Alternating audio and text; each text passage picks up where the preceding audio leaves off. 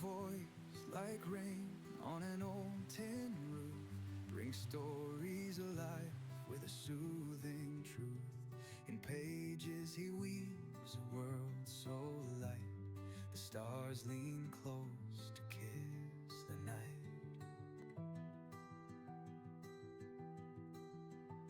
His voice lulls hearts and restless mind, lost in tales where dreams unwind. The book feather reads as shadows rise, his words are calm as lullabies.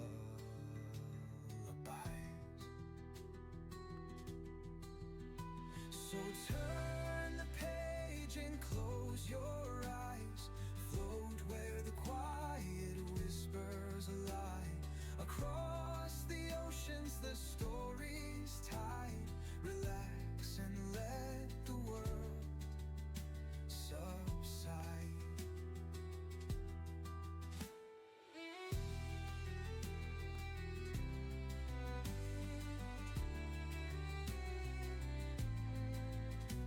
A thousand accents the moonlight bends, in words no borders, no distance ends.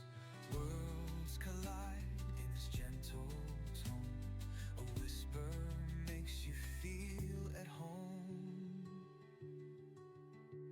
Each line he shares feels like coming back to a hearth of words in the silent black.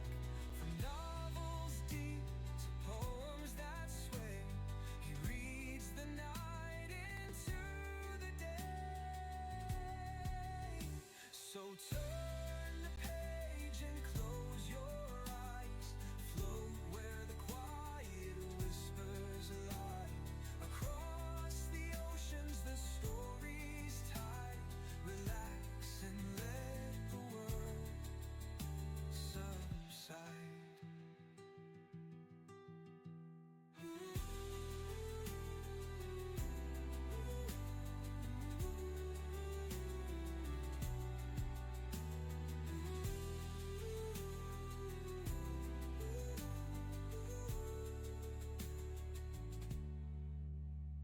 A thousand accents the moonlight bends, in words no borders, no distance ends. Across the oceans the story's tide, relax and let the world subside.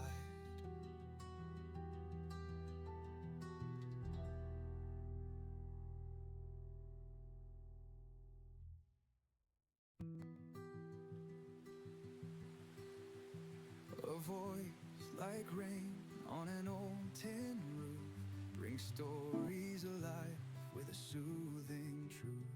In pages he weaves a world so light, the stars lean close to kiss the night.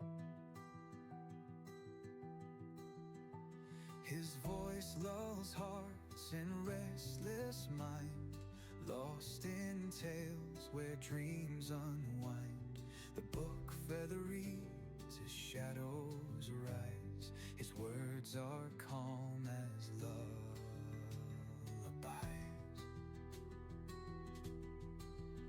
So turn the page and close your eyes, float where the quiet whispers lie. Across the oceans the story's tide, relax and let the world subside.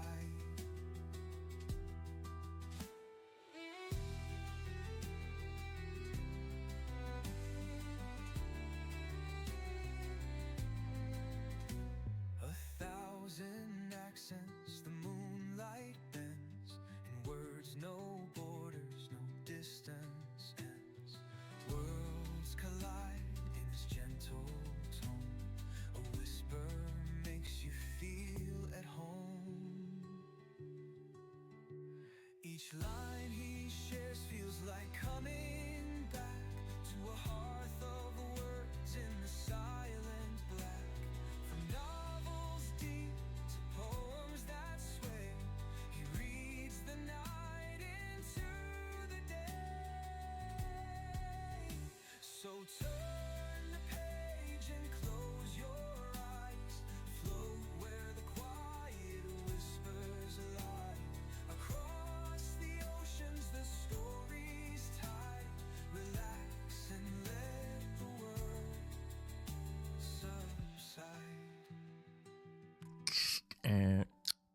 ladies and gentlemen. Giggity. All right. Seems quiet. Too quiet. I'm Batman. Gotham is never safe without me. What time is it? It's 7 o'clock. Okay, like a good neighbor, State Farm is there. You can attach towers? Shut up. Impromptu performance this evening, which I must say was indeed a welcome distraction. Thank you, Mr. Holmes. You're very kind. This is going to be funny.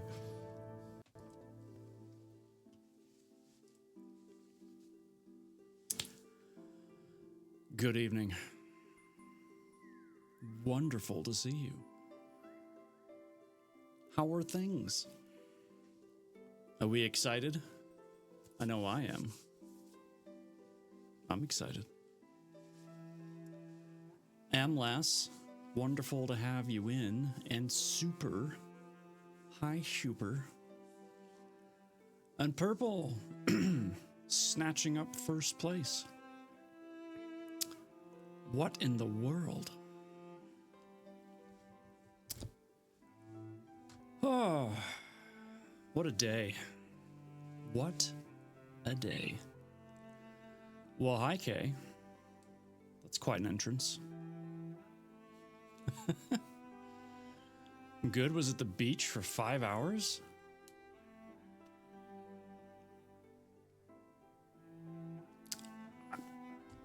Might as well call it quits. Can't top that. 5 hours at the beach? Bummer. Sounds terrible. I don't know how you survived. So I was looking tonight to see if I had a stethoscope still, because I was like, oh, I could dress up like the ED doctor, but I don't. I just got Meld Studios all set up. My sound should work again.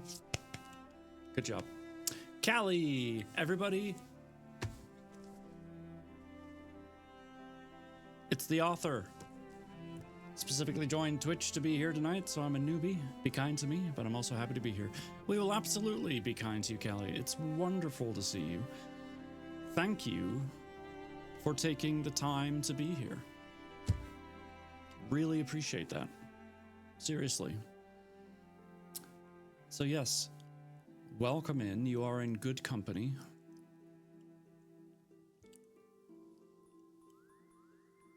I was there with kids. It could have been horrible, but my kids are 6 and up, so I have to stay. We're great. Good. And Super, thank you for giving Callie a sub. That was very kind of you. So Callie, basically what just happened is you've been given a subscription for a month, which means that anytime ads pop up, you won't see them. Your viewing experience will not be interrupted. Thank you for that. And Kat, welcome in as well. Hi, Kat. Can have the author have ads? No, not at all. Thank you for doing that. And Hi, so now, Kat here. I'm just gonna sit in my box and watch the stream, if that's okay. why is that doubled? My PC did a restart recently. That was weird. Yep, that tasted purple. That is also doubled. What in the world?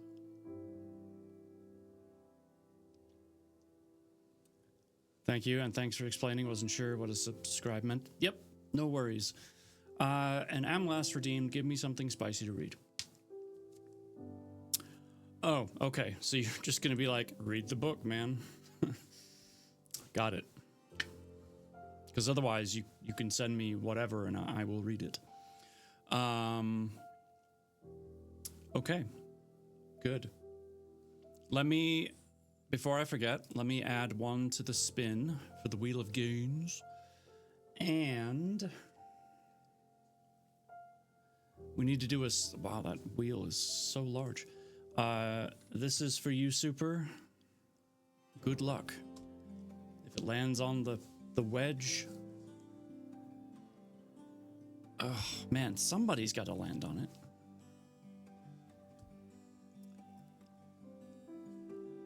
A little hint, hint, wink, wink. No kidding. You're now trapped here, stuck with our company for 30 whole days.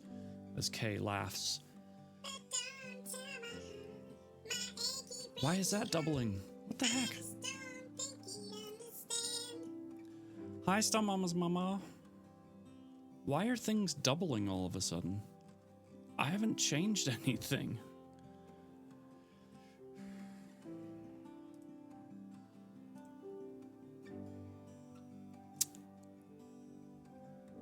Update messed up tick stream. Well, all I did was update my PC. Like, it forced a restart on me so it could do some updates for whatever it was updating. I haven't done anything to OBS. That is so weird.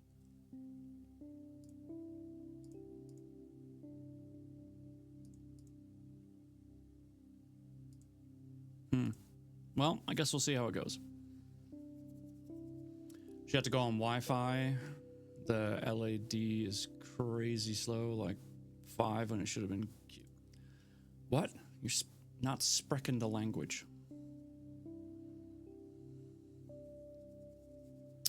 Firebreathe. Hello. Everything is broken, and I'm blaming Stunty. Fair. Unwell. Nice to see you. Such a beauty. Okay. That sucks. Wow. Oh my god. Oh man, you know, you tell everybody that you're gonna read a spicy book and everyone just kind of shows up. Your puzzle for tonight has nothing to do with our book because I couldn't find anything suitable. But it's a gorgeous picture, so I thought, what the heck?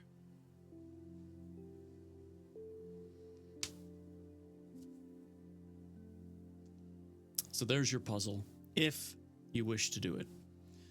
So Callie, just as a quick explanation, kind of an introduction to what's going on this screen, because there's a lot of things happening right now. In the corner is a community jigsaw puzzle, which is done online. You can all do it together as a team if you wish. In order to do that, you would type !puzzle into chat, and it will give you a link after you send the message. Click on that link, and you're off to the races. However, if you're watching from your phone, probably not the best idea, because puzzles on a phone are just tricky. And then to my immediate side here, we have this just little fun Twitch game. As you've seen people type !RPG, that'll start you in. All you have to do is that. It does the rest.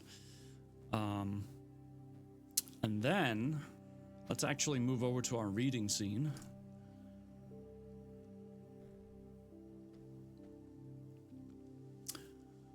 The best part, or at least,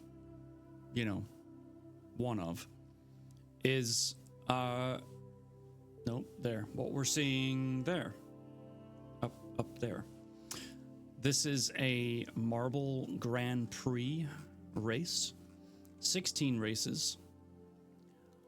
All you have to do is type !play, and a marble with your name will show up on the track.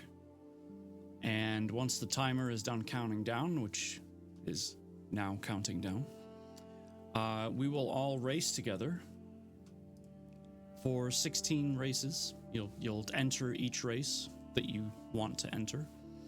And then eventually there'll be a third, second, and first place. Super simple.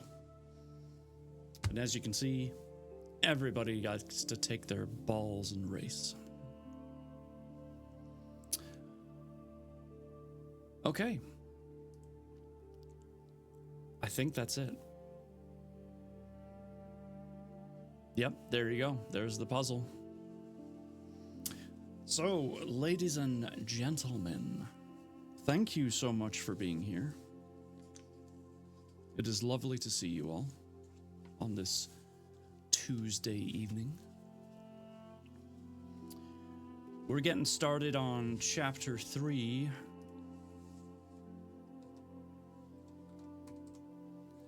And again, that is the link to go check out this book. See all the cool things that Callie has written for you to examine. And she did tell me, which I will pass on to you actually, this currently is a 2-book series, but she's actually writing book 3 right now. And from the very first page of the very first chapter, apparently it starts off hot and heavy. So, if you end up liking this story, you may want to continue with book number 2. All right. Oh. Let's just make sure the tea's good. I forgot to check the tea. Amazon? Yes, it is. Just read already? I'm getting there. Calm yourself.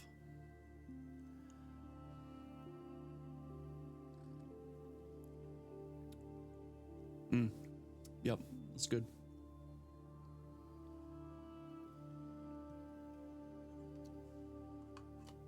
Good stuff. Whoa. Beeves spinning in circles. All right, chapter 3 is from Wyatt's perspective. Sit back, relax, and I will read you a story.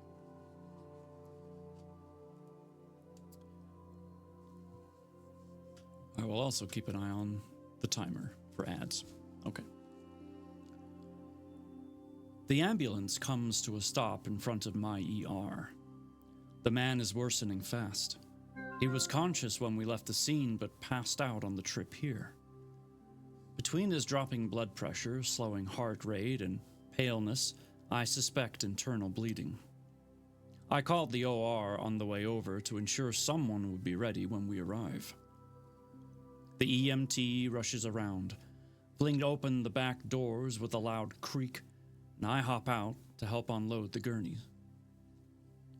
Sarah, who I left in charge of the floor, rushes over. How bad was it? Bad. A lot more coming. We need to clear space and pull out any extra beds. Oh, and call up to Helen and see if the ICU can accommodate some of our stable patients so we can clear more space down here. Absolutely. Anything else? Dr. Hart from the OR should be coming down. If you see him, this guy needs to go immediately. Okay, I'll tell him. Thanks. I turn back to an empty ambulance. My head whips left to right, looking for her. I suck in a breath as I glimpse an EMT disappearing behind the automatic doors. I sidestep Sarah, quickly following. Ooh, Firebeeve taking the first win. Good job. She's still unconscious, and her pulse is getting weaker. I place an order for blood to replenish what she's lost and start an IV. A nurse could do these things, but I just can't stomach anyone else touching her. This is stupid. I have other patients and responsibilities. She has a nasty head wound, but will need a CT to determine the extent of it. There are exposed bones, flayed skin, embedded glass, bruising, and lacerations everywhere. But my biggest concern now is the metal bar protruding from her upper thigh. Despite my worry for her, just touching her skin while examining her injuries sends a tingle up my arms. Renato. What's up? What is this pull? Why am I having such a reaction to her? My instincts are trying to tell me something, but what? I'm treating her and she's in the hospital now. What am I missing? Dr. Hart strolls to the front desk and Sarah dashes over. He takes one look at the patient and vitals. Yep, he's coming with me. He nods at me. What about her? She may need it, but I'm ordering CT and x-rays first. He nods and turns away with the man. Oh my heavens, this is spicy. I'm getting the vapors. We have a little break in the story, which, by the way, Callie, I always like to see what people use for their notation of having a break. And I think yours is very, it's like, it definitely has that vampire-esque feel to it, with its swoopiness and sharp points. So, well picked.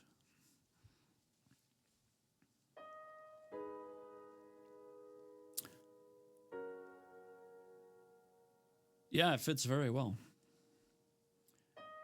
I love and hate crazy busy nights like this. The time flies by, and the adrenaline rush is addicting. I move from bed to bed, assessing each patient. The problem solving is my favorite part. It's like a riddle I'm trying to crack. The energy from a night like tonight can't fully be explained. It's like touching a live wire and it zaps right through you.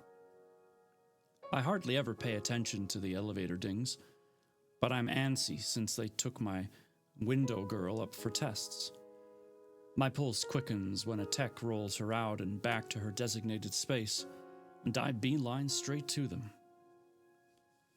What did you find out? Her CT is fine. There's some minor swelling, but nothing too alarming.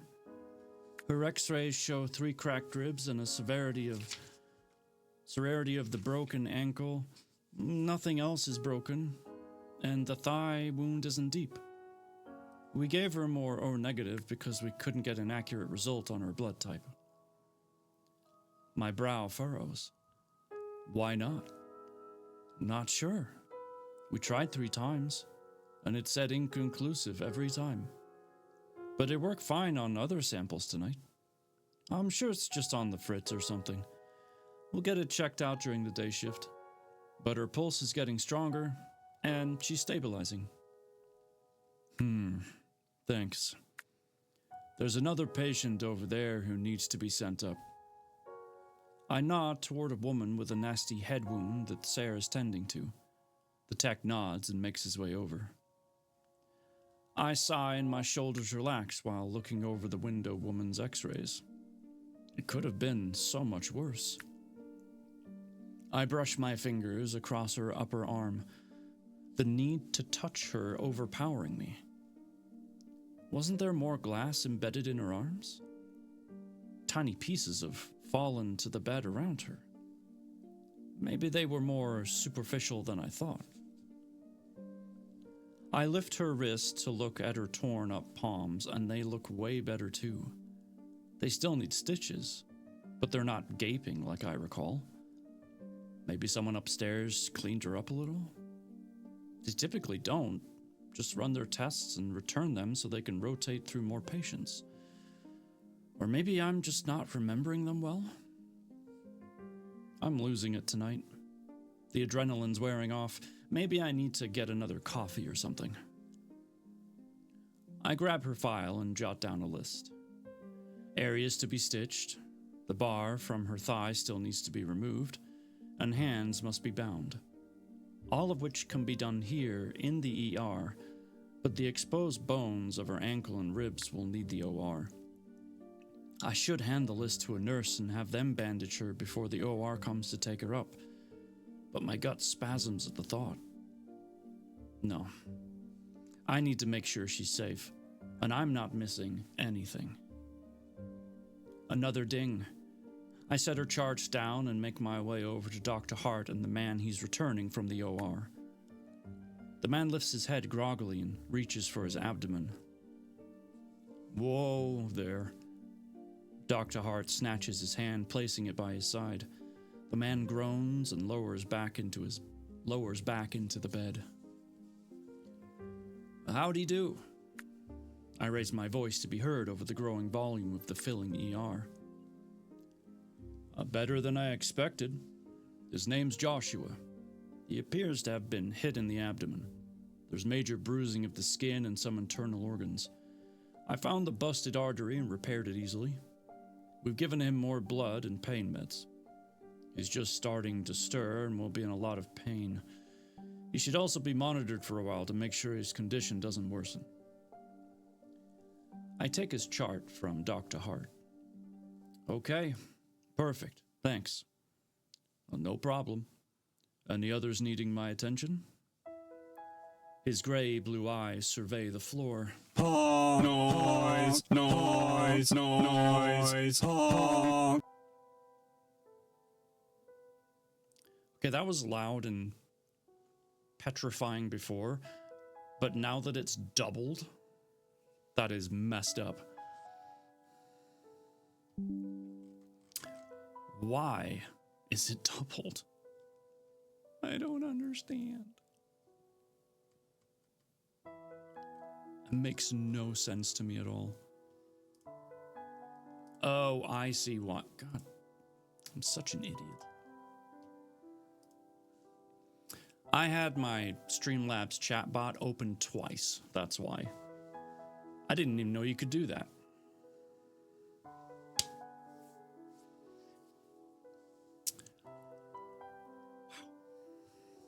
Okay.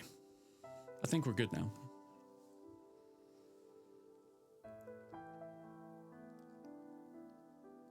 There's a woman that'll need some fracture set, but she isn't ready to go up. I flipped through Joshua's file and the notes Dr. Hart made. Sounds good. Page someone from my floor to come get her once she's ready. He heads back to the elevator as Lana and Courtney enter the front door, following patients on gurneys. They position the patients in the last open bay and walk over to me. Catbox. Winner chicken dinner. Well done.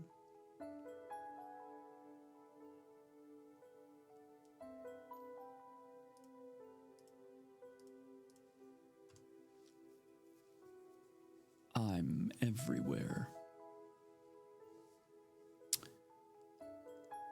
I place Joshua's chart in the stand at the end of his bed. Courtney and Lana stop a few feet from me. How's the scene looking? Lana wipes her brow with the back of her hand, smearing soot across her forehead. Getting cleaned up. We're expecting one more ambulance, and Nate and Mateo said they would hitch a ride back on it. What can we do here? Take a breather if you need it. They both looked exhausted. Once you're ready to jump back in, there are a lot of people who came in with minor wounds.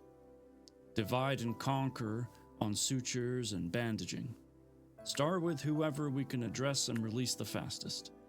Leave the more complicated cases to the other attendings, and call for me if you have questions.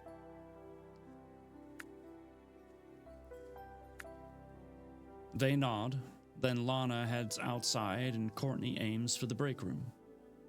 This insistent pull has me head... If I just cut David Attenborough's brake line, there will no one to stop me. I'll be invincible. Is that all I need to do? Just cut his brakes? I mean, it might be a bit suspicious, don't you think? And this is being recorded, so now that we've talked about it out loud, I don't think that's an option anymore. Your lucky day, David. Your lucky day. This insistent pull has me heading right back to my window woman. I lift her arm, head tilting and my brows furrowing. Her wounds. How do they look even better now? I lean over and snatch up her chart, flipping to where I just jotted notes down. Yeah, over half the areas that needed stitches now don't. There were so many cuts of varying degrees, but now there are barely any scratches. What the hell? I massage the bridge of my nose, pushing my heavy frames back into place. I know they were there. They're jotted down in her chart. My mouth opens and closes while I look around for someone who can confirm I'm not losing my mind. But there isn't anyone near who could help. And, of course, I didn't let others work on her. I vigorously shake my head. I mean, I'm happy she's in a better state. But what the hell is happening to me? Am I having a stroke or something? Gemma, I believe you forgot the rest of the word.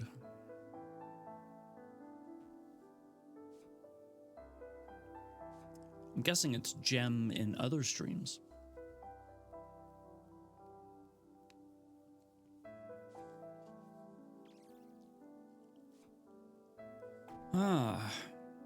Joshua's moan snaps my attention to him. He lifts his head higher and pushes himself upward. Hi, Joshua. I'm Dr. Keene, head of the ER. You were in a car accident and sustained internal bleeding, which required immediate surgery. It was successful, and you're expected to make a full recovery, but will be in a bit of pain. You tried that earlier and it didn't play.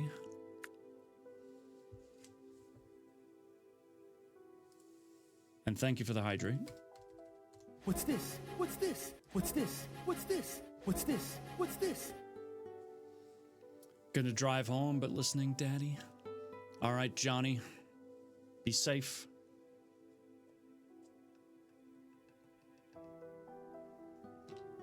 Don't do any driving I wouldn't do.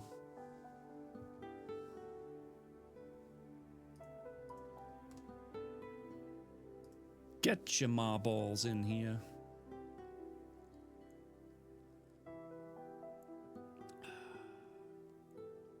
Delicious. If you crash, dibs on your wife. Wow. Hasn't even had a funeral. And you're just like, I call dibs.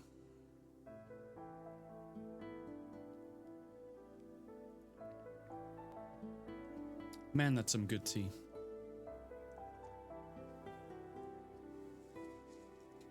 Now, where was I? Ah, yes.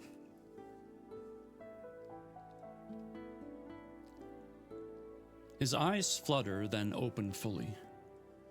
Can you rate your current pain level from 1 to 10? Definitely a 10. He wheezes, his hand moving toward his stomach. I grab it, pinning it to his side. Don't touch that. You've just had surgery. Also, try not to move around too much so it doesn't aggravate the wounds more. I turn the dial on his IV. I'm upping your pain meds so we can try to get that pain level down. Would you like some water? Oh, there are plans for his inevitable funeral as well. Wow. Drive safe, Johnny. Apparently your days are numbered.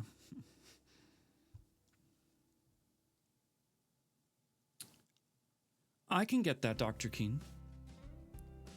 Sarah steps up next to me. Joshua, this is our head nurse, Sarah. We'll look after you from here. Please try to avoid moving and call for her if you need anything.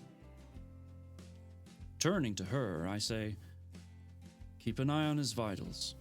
He's not allowed to move, and we need to get his pain level down considerably. He rated it a 10. No problem, Dr. Keene. Her light brown bob sways back and forth while she busies herself, checking and noting his vitals.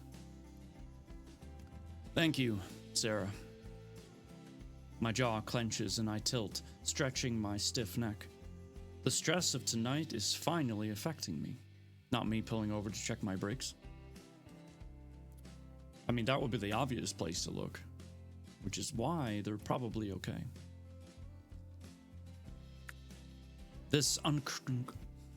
Start that sentence again. This uncontrollable compulsion to be next to my window woman has me turning back toward her bed. My heart skips a beat at the sight of a broad man in civilian clothing leaning over her. A short woman with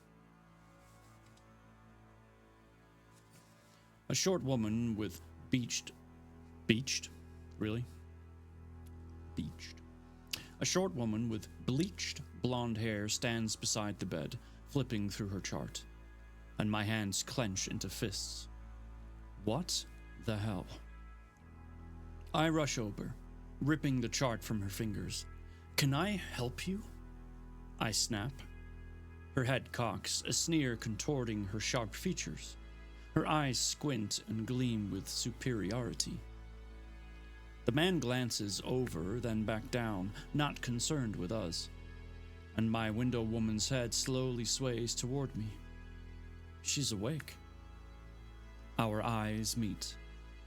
My face softens and my body warms. The almost gray color is so unique, with small golden flecks sparkling throughout. It lures me in further and I step closer in awe. My chest expands, and I take the deepest breath I've had in hours. The tiny woman appears in front of me, cutting me off. My smile vanishes as she comes toe to toe with me and tosses her hair back with a knowing smirk. She's trying to intimidate me, but she's going to have to try harder. I'm 5'11" and she barely reaches my chest. And this is my ER. Hey, I'm 5'11" too. And this is my operating room for work. Coincidence? I think not.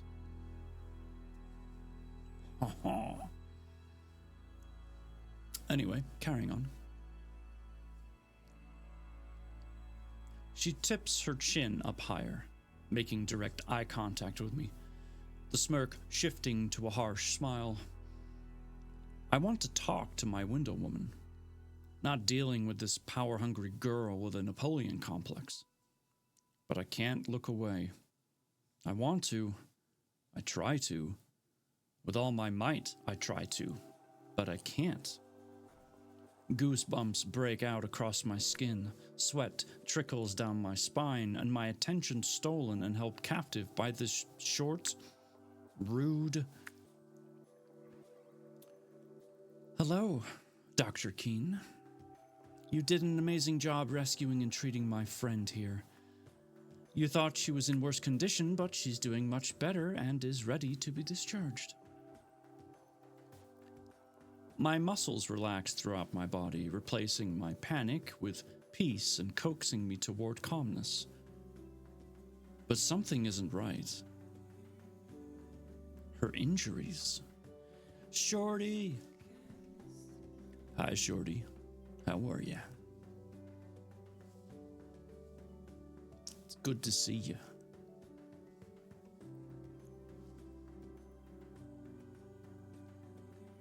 The bar and the ankle. I attempt to turn my head, but it doesn't move an inch. My voice strained and hushed as I speak. But her injuries are... She speaks louder, cutting off my whispered question. Her injuries are minor and have already been addressed. Well done, Beauty. Congratulations. Your first win. My sound isn't working, apparently. That's not good. It's really hard to follow a story if you're if your sound doesn't work. The man moves to the other side of the bed and pulls the metal bar from her leg in one swift motion. Stunty broke it, probably. Yes, it's very possible. My patient cries out and lurches forward, face contorting in pain. With a firm hand, the man shoves her back against the bed while grabbing a towel and pressing it to the open wound. My nostrils flare, rage clouding my senses, my attention fully snapping from the short woman in front of me to the man next to the bed. I yell and lunge for him. What are you doing?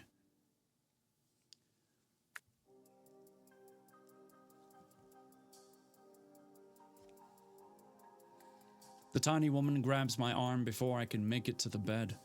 She pushes me back forcibly with her hands against my chest and turns me away from the patient. When she snaps her fingers in front of my face, I look down at her out of instinct, my jaw clenched tightly, and I'm stuck. Why can't I look away? What's happening? Don't pay attention to him. Listen to me. Her eyes hold me prisoner. I want to yell, but my body melts further. It's a weird combination of alarm and sedation. My thoughts get cloudier as her voice pulls me in deeper. Her head wound is only a bump.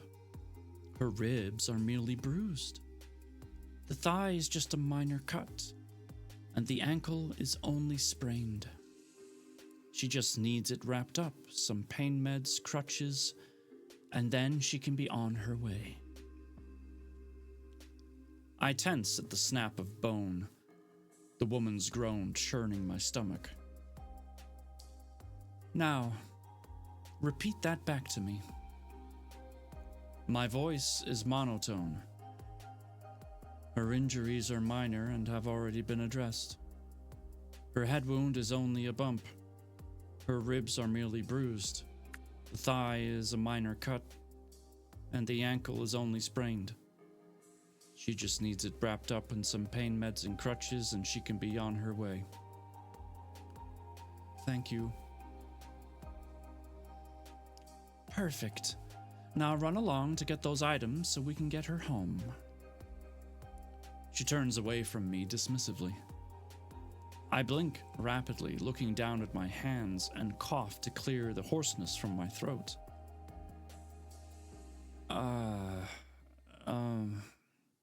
What's her name? My brows furrow and I lift her chart. The man steps forward and yanks the chart from my hands. The woman sways like a cobra to be in my line of sight again. Don't worry about her name. It's not important. Go get the items that Jane Doe needs. I nod without question and turn toward the supply room. Something isn't right. I know it. I feel it. But I can't figure out what's wrong. There's another break in the story. A couple more pages for the rest of the chapter. Welcome back, Shorty. I just got my new dress delivered and I am so happy with it. Fantastic. And you can hear me. Well, it's gonna be a great night. I'm glad you like your new dress, Purple. Does it have pockets? Dry. Thank you, sir. It's another one to the list. You were just about to ask that?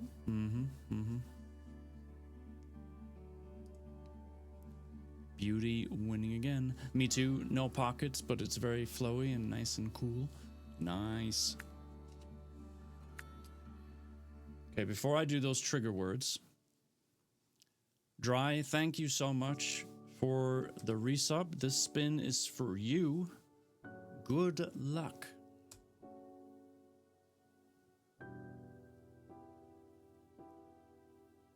Dang it.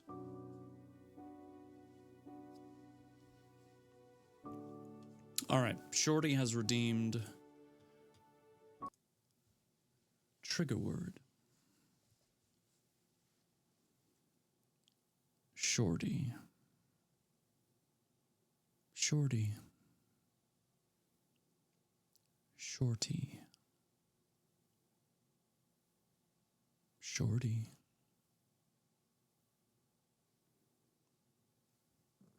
Shorty. Shorty. Shorty.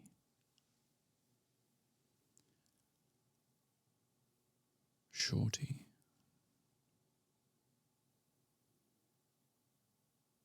Shorty. Shorty.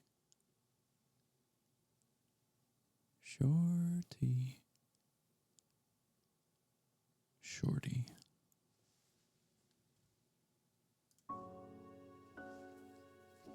There you go. And now we're going to read as Arnold. So, Callie, there are a few redeems in my channel.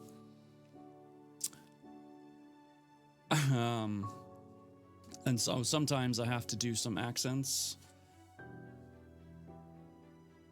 and read like other people.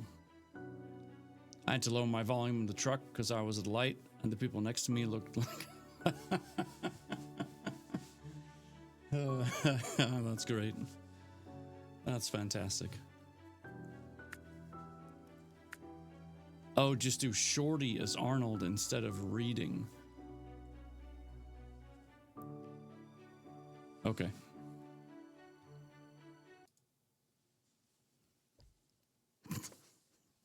This is gonna sound so weird.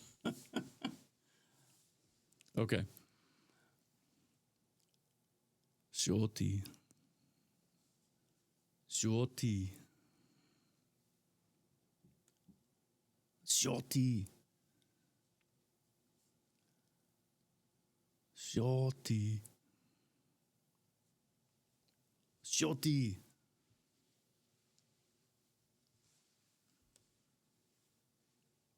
Shorty. Shorty. Get over here.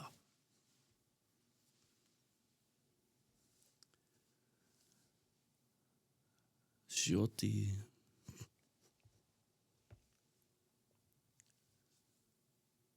Shorty.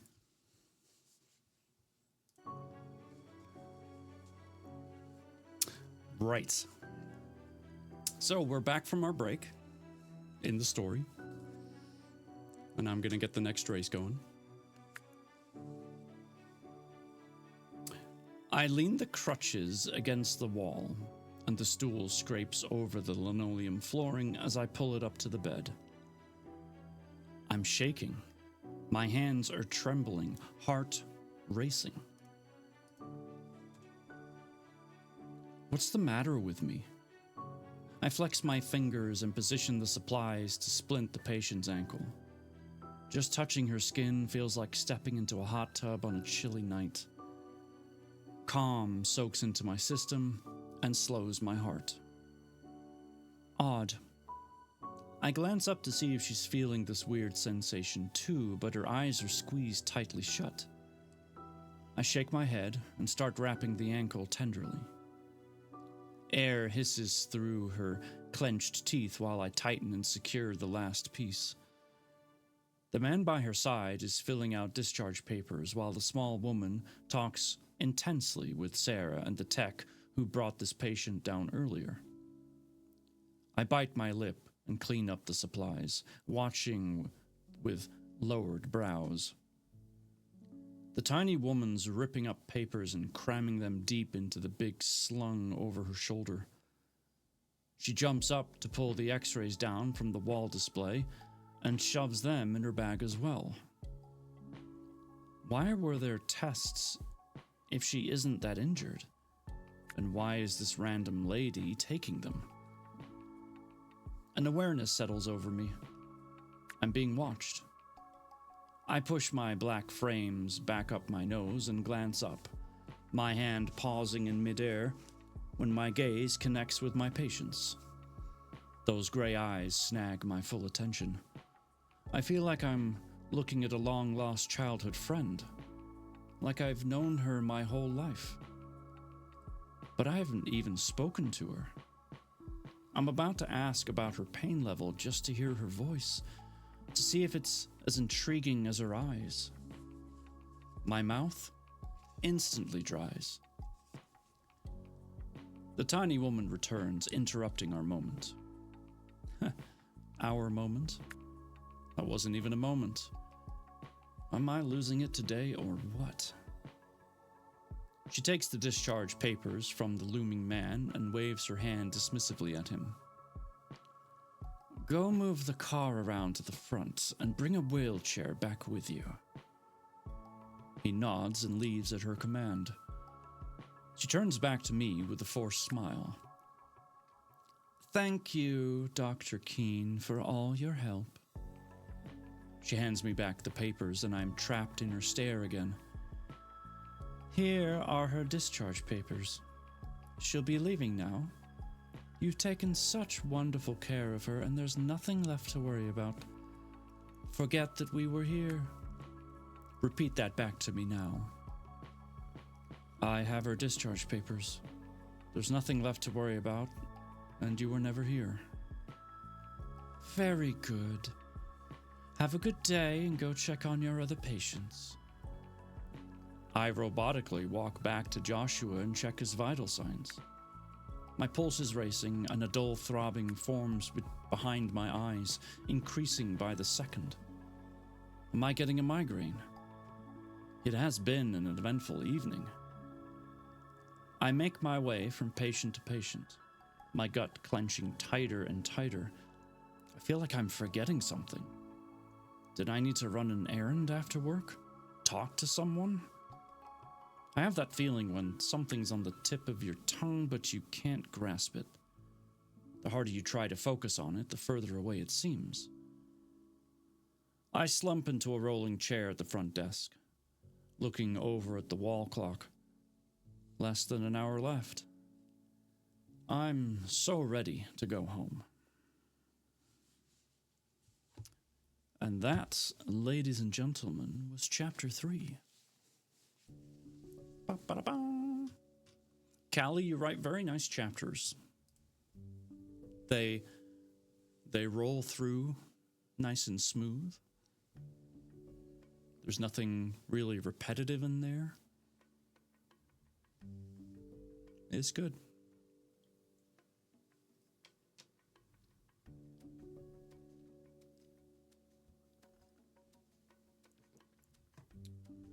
Why are we telling each other how dare you? Okay. There's about 12 minutes left before the next ads are going to run.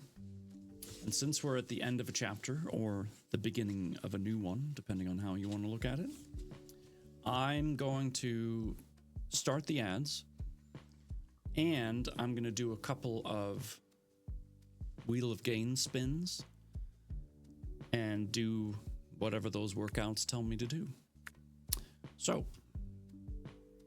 we'll do all those and then we'll keep reading. Let's get to it.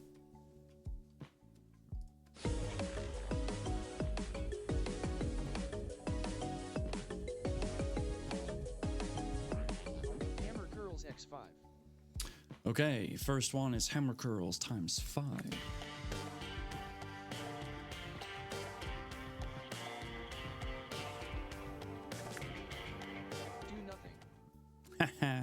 I lucked out with a do nothing, but you know me. Doing nothing it's not my thing. So we're gonna spin again.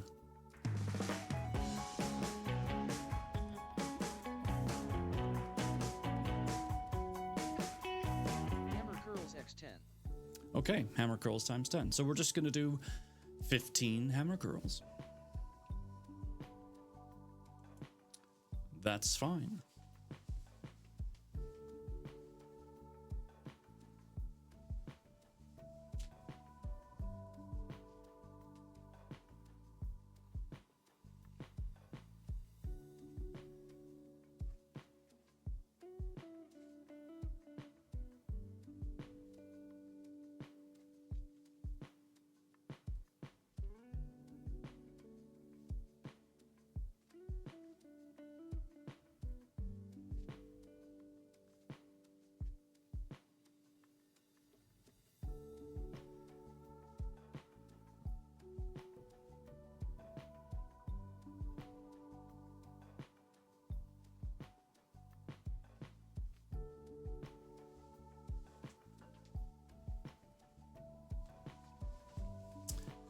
Nailed it. Beauty winning again. My, my, my.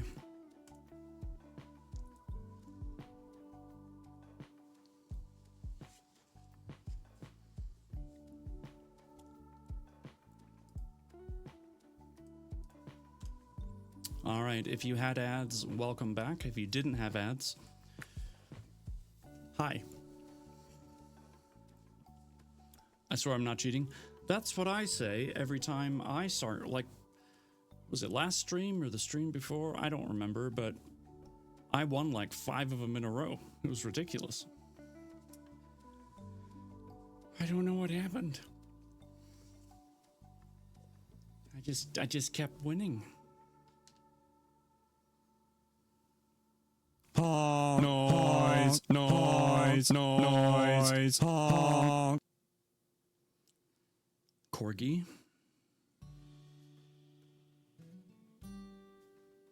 This is hot.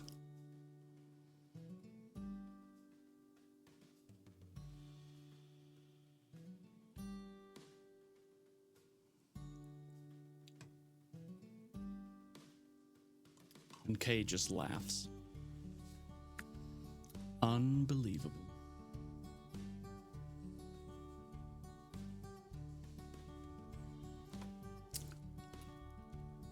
Hi, Corgi.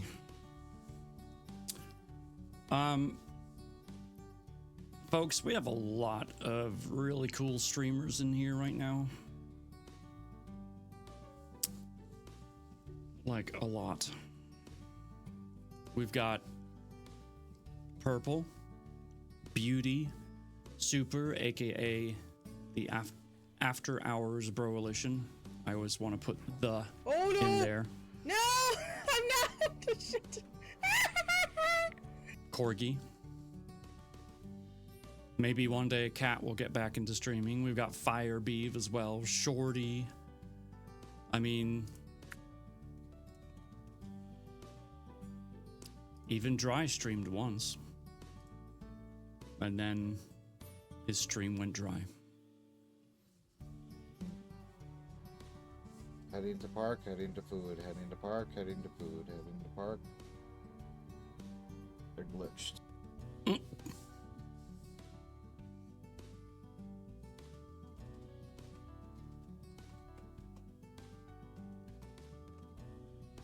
No clips for Dry.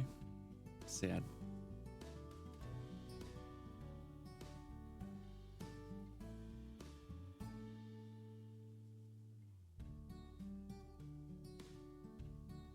Which of the 3 brothers will show up this time?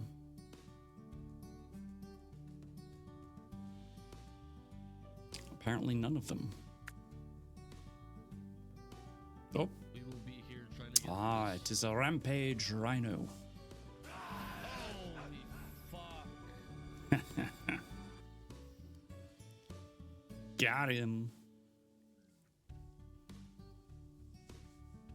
Rhino Brosaurus. Chapter 4, on page 29 in the printed copy, is from Tegan's perspective. Tegan is our vampire.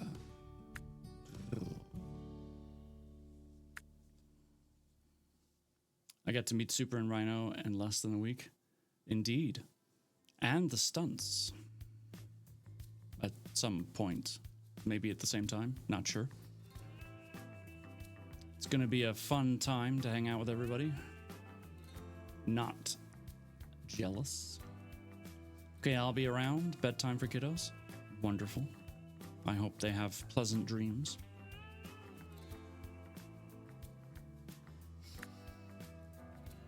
All right. Yes, chapter 4 from Tegan's perspective.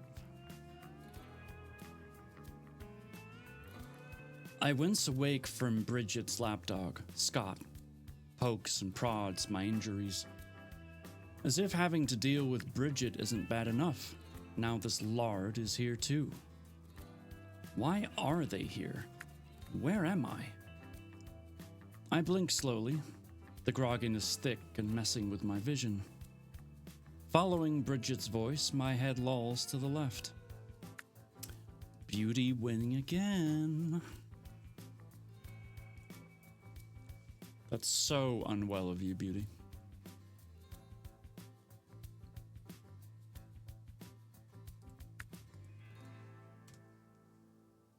What are we on? We're on race number 8.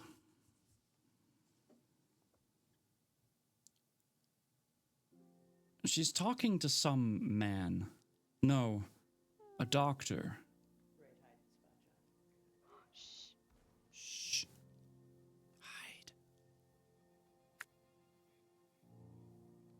These are... Where do these clips come from? Because they are some of the weirdest random clips. Fubar. What's up?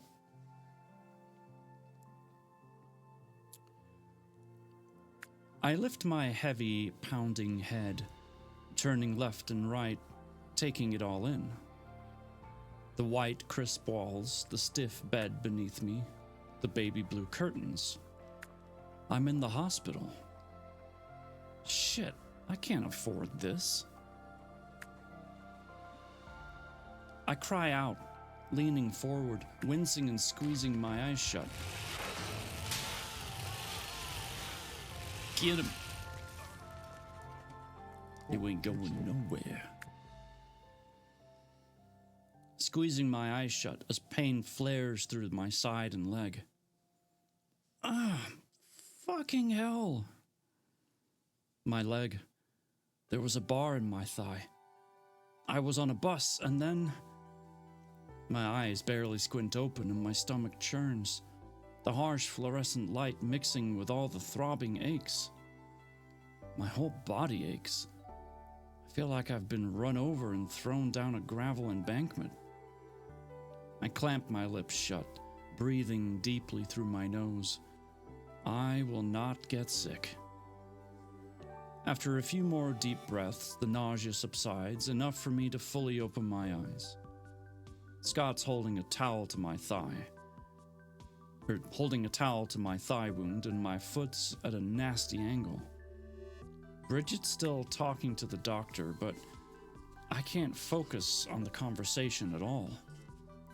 Scott moves to my fucked up ankle, and I drop my head back to the pillow, clenching my jaw, bracing myself.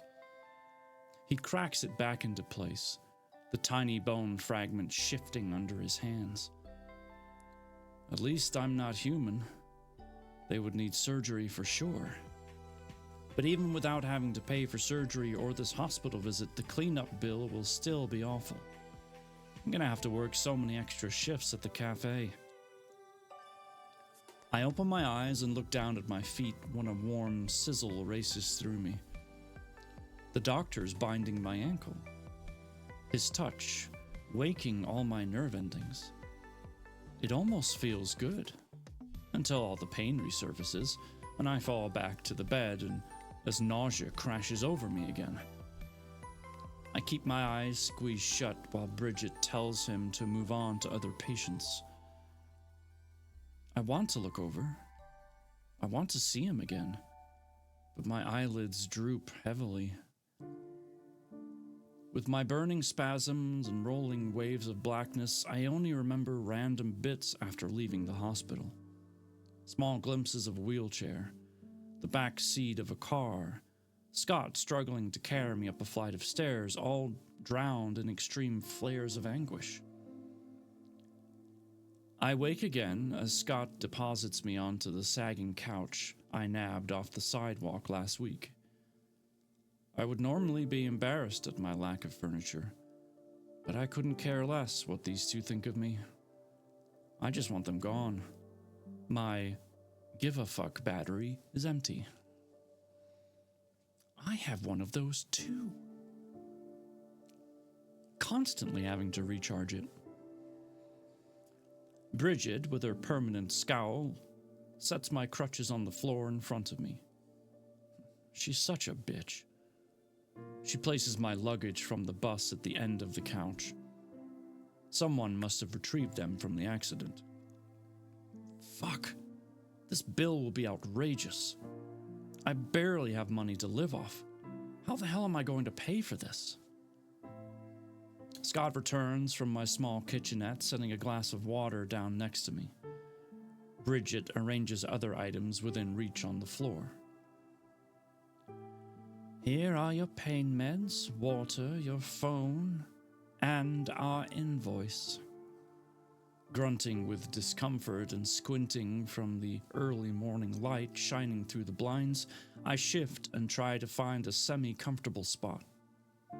It's almost impossible with all my injuries.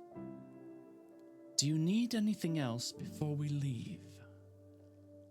She's so stuck up. The nice act is only for business, and of course she would love to add more items to my invoice.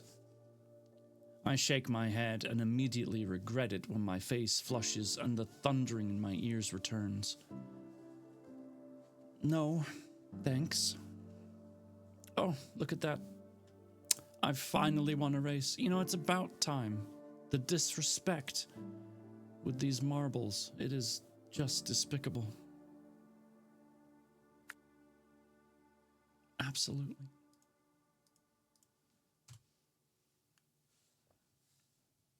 And I think I shall win again. Thank you very much.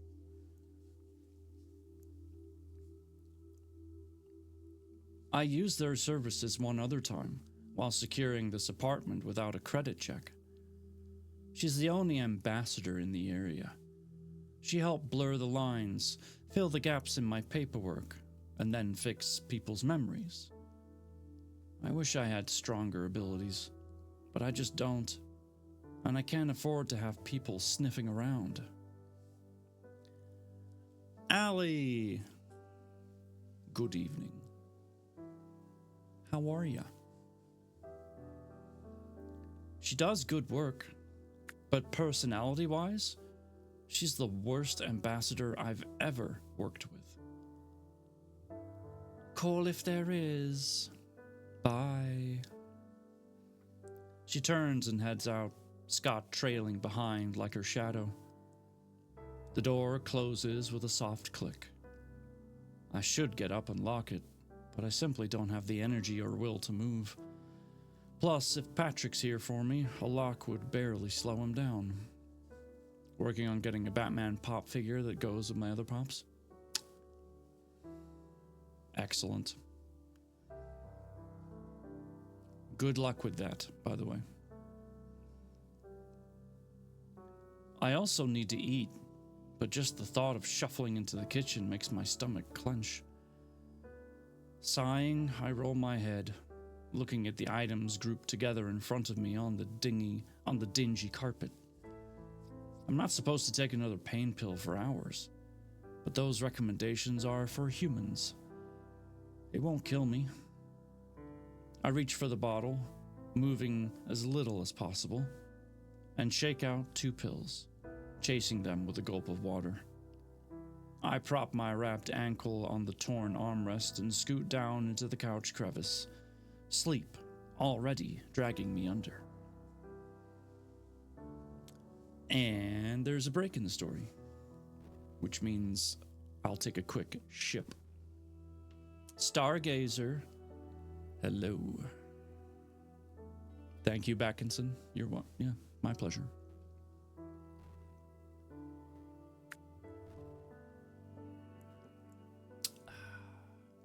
Absolutely delicious.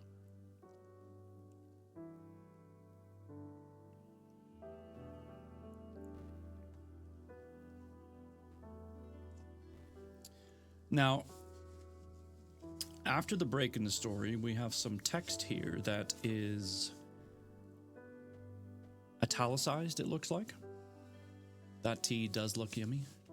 Yes, it's black tea, English breakfast. A little bit of milk, a little bit of sugar, all stirred together. Just magnificent. So, Callie, question for you. What are we looking at here with this italicized text? Because it goes on for a couple of pages. I drink a lot of tea. English breakfast is my fave, as it should be. Well done.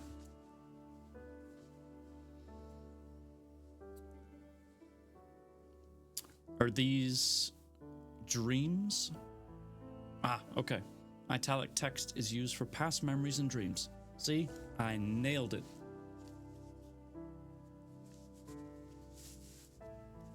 I had a feeling. I got a feeling. Ooh.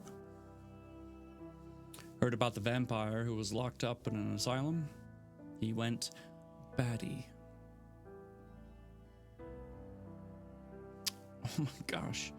As predicted, I won again.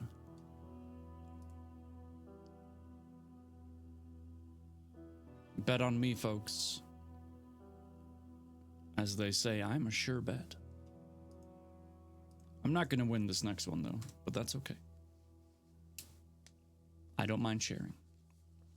All right, so let's get into this first memory / dream. The blackness ripples like silk moving with a light breeze. A slight chill cools my flushed skin. A foot in front of me, hovering green eyes blink open from under thick, dark lashes, twinkling and shimmering. Barely anything is visible with the darkness surrounding me, but small parts are revealed the closer they get, like the broad, tan shoulders that make my hands twitch with the urge to feel those defined muscles shifting under my fingertips. A wintergreen scent creeps into my senses, followed by the faintest smell of firewood. A warmth radiates from my center, heating my entire body and making my skin burn. I still can't fully make him out, but all my other senses tune into every facet of him. His large, steady hand brushes against my cheek, moving my hair out of my face, and he leans closer. The squareness of his jaw and the cleft chin are faintly there, and then they shift out of view again. I just want to feel him, taste him, but he's not close enough. I breathe in deeply, pulling the crisp wintergreen smell deep into my core. My desire flares higher, tingling into all parts of me. I feel safe. I feel cared for, protected. When was the last time I felt like this? Never. His dark hair tickles my face when he glides the bridge of his nose up my neck. I suck in a breath, and he nibbles my ear. All my desire floods south. Grinding my hips forward, I try to feel more of him. I want more of him. Need more of him. Whoever he is. A light brush of fingers down my side arouses me even further. I arc into it. Fuck! I startle awake, fiery pain lacing up my side from the arcing movement. It's sad how turned on I am by a dream, and a very uneventful dream at that. My growing discomfort douses my lust like a bucket of ice water. I groan and reach for the crutches, my teeth clenched. I push myself up to standing to hobble to the kitchen for nourishment. Every step is more painful than the last, but food will speed up my healing.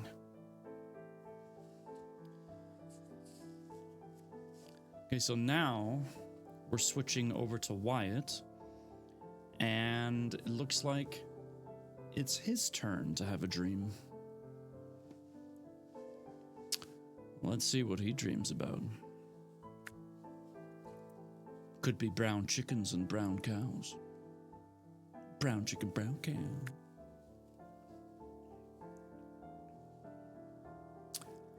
after we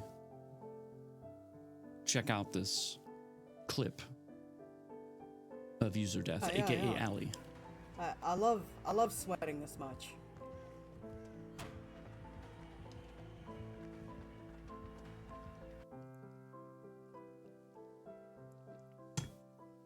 I mean, who doesn't enjoy a good sweat, you know? All right, let's see what Wyatt has to dream about, shall we?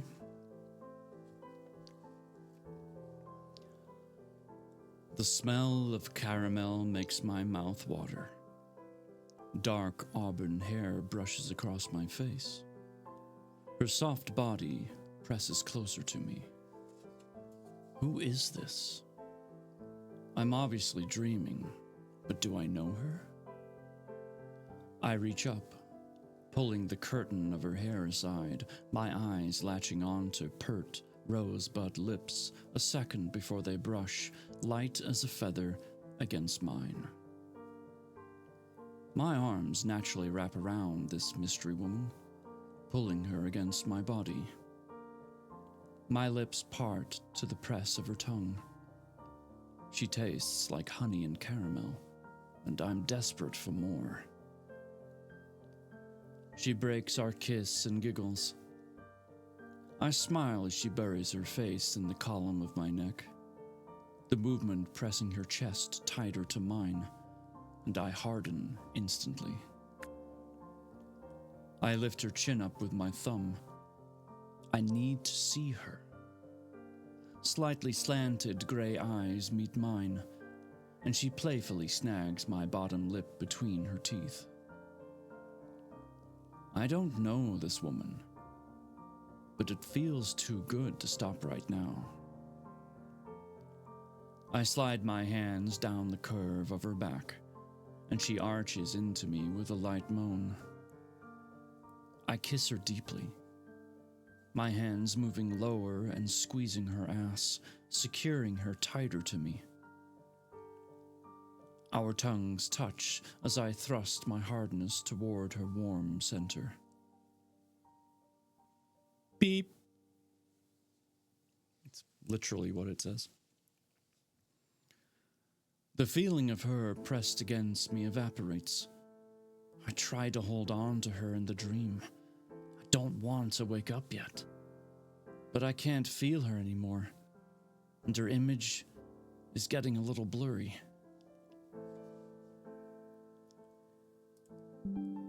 She pulls back an inch, and I can still smell her caramel scent. Still hear her shallow breaths, but I can't feel her. I want to feel her again. The air rushes past my ears like the downward swoosh in an amusement ride, the darkness shifting my surroundings, and I clamp down harder. I don't want to wake up yet. A dizzying sensation twists my gut. My sight blurs, the scenery changing, spiraling and settling into focus. My head is still spinning as a bitter cold wind cuts through. Flashing, almost strobing lights demand my attention. Emergency vehicles? Where's my mystery girl? Beep. I'm waking from the dream, stuck in the in-between. Not fully awake, but no longer fully in the dream either. But it feels so real. I focus on the scene as it becomes clearer, fighting against waking. There's a huge accident spread out in front of me.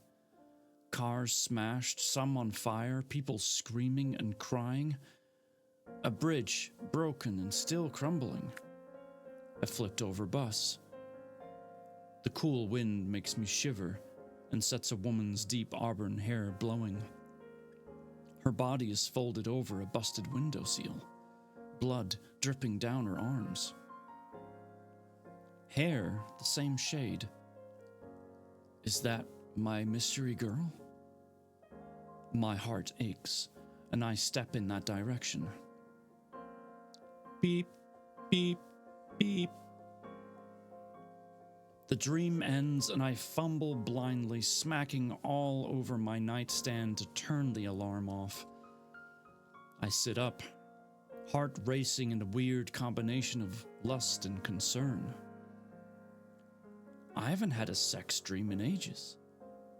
That wasn't a full-on sex dream, unfortunately, but enough to get the blood flowing. When was the last time I dated?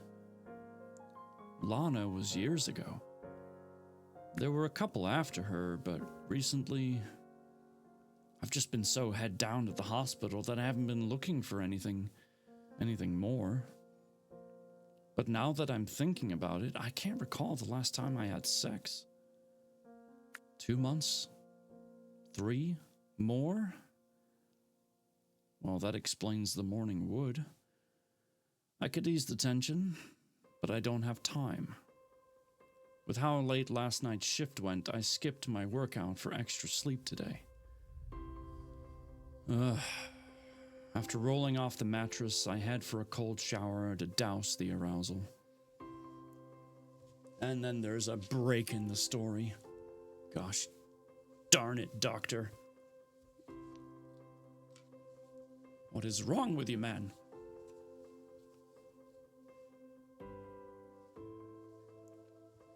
Continuing on. My shift's already dragging. I'm moving around, helping patients, but I can't focus. Images of the mystery woman keep resurfacing, and I'm getting a little concerned. If it was just a pleasant dream turned bad, then why did it feel so real? I've learned to always follow my gut.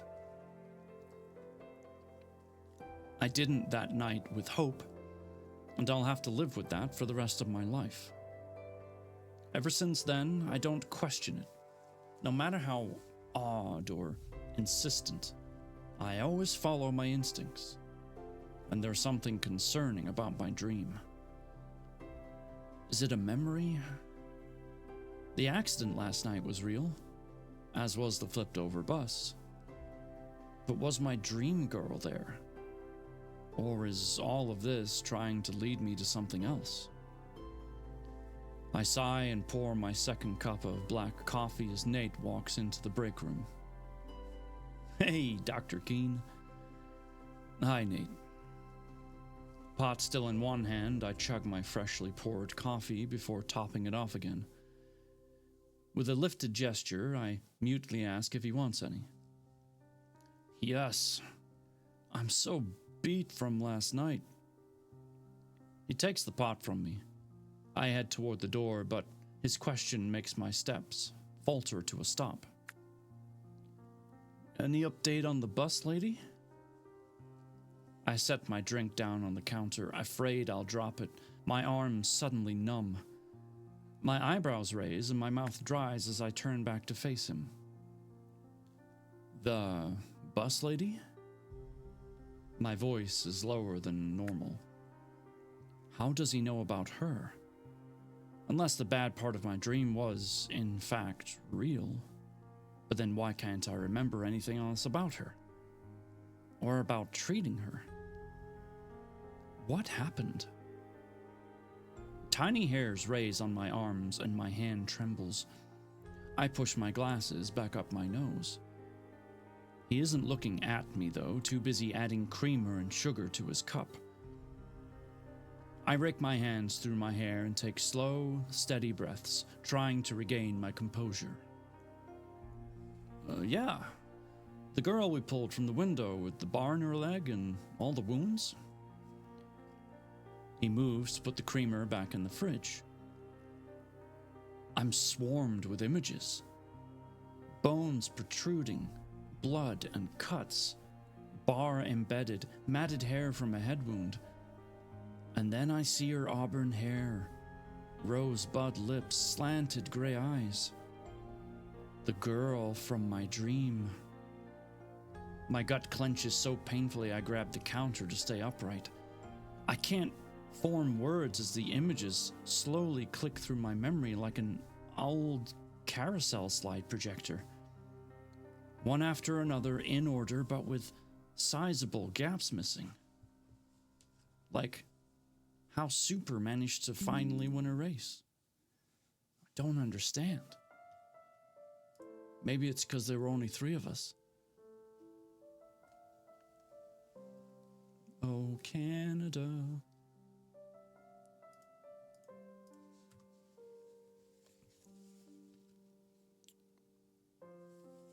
While foggy, I remember the accident. I remember pulling her from the bus, the ambulance back, and then nothing. I startle of the touch of a hand on my shoulder. Hey, you okay? Nate's right beside me, his brows furrowed. Yeah, I'm fine. I release my death grip on the counter and turn to him, his hand sliding from my shoulder. Just didn't sleep well. Need more coffee. And, I'm not sure. I'll follow up on her and see. No problem. I was just curious because she was really messed up. He grabs his coffee and leaves the break room. Take care, Dr. Keene. I need to check the charts from last night. Maybe they'll shed some light on what happened. I snatch my mug off the counter with shaky hands, spilling a good amount on the counter. Shit. Maybe someone else treated her? Grabbing napkins, I hastily wipe the mess up. Why is she on my mind if I didn't treat her? And I don't remember treating her. Did I miss something? And there's a break in the story. And now we continue.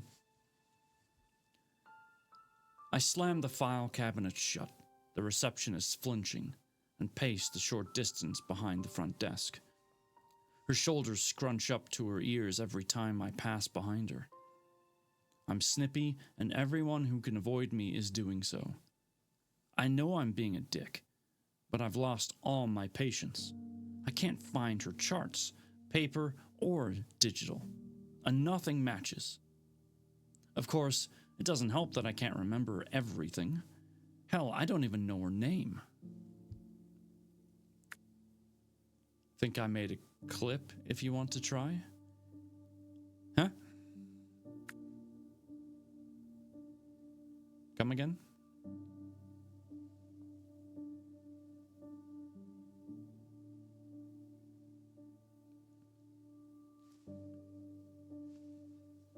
You think you made a clip? On my old stream. Okay, yeah. The chapter is almost over, so once it finishes, we'll give it a shot, see what happens. I've checked every area of my ER and even gone up to the ICU to look around. There's no current patient with her hair or eye color. No charts matching her description and injuries either. I drop into an empty chair and tap my fingers on the desk. I'm obsessing. She's probably fine and got discharged. But there aren't any damn matching discharge records either. And from what I recall, she was too injured to be discharged. But then where is she? I sigh and rub the back of my neck. And why can't I just let it go? I leave a note for the day shift team, asking if they know where the misplaced charts are before I head home. My mind's replaying everything in an endless loop, mainly drifting back to the mystery girl's eyes and lips. This nagging obsession growing by the minute. And that ends chapter 4. Tacky winning the race. All right, let's see if Dry has a clip. Hey.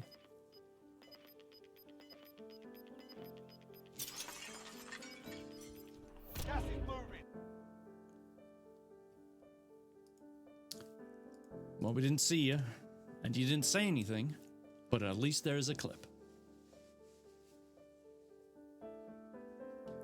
What more can one ask for? Hmm? That was boring. It's better than nothing.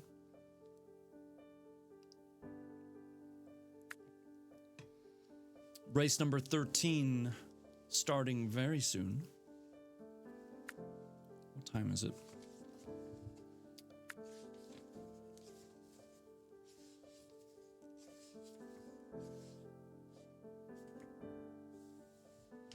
All right.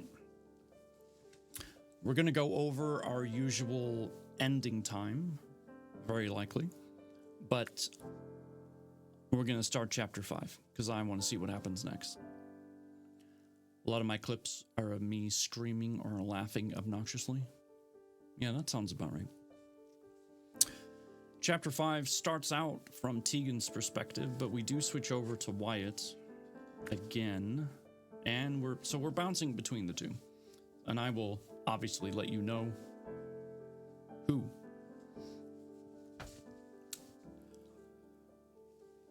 Chapter 5, Tegan. I lean heavily on a single crutch, trying to squat and see into the bottom back of the fridge. I know it's empty. I've spent the past day or days, I'm not even sure how long it's been, shifting between eating and unconsciousness. But my healing is stagnating and I'm starving. I'll have to go to the store and lab to restock. I can't put it off any longer, and for sure can't afford delivery. My phone chimes, and I painfully push myself out of my couch.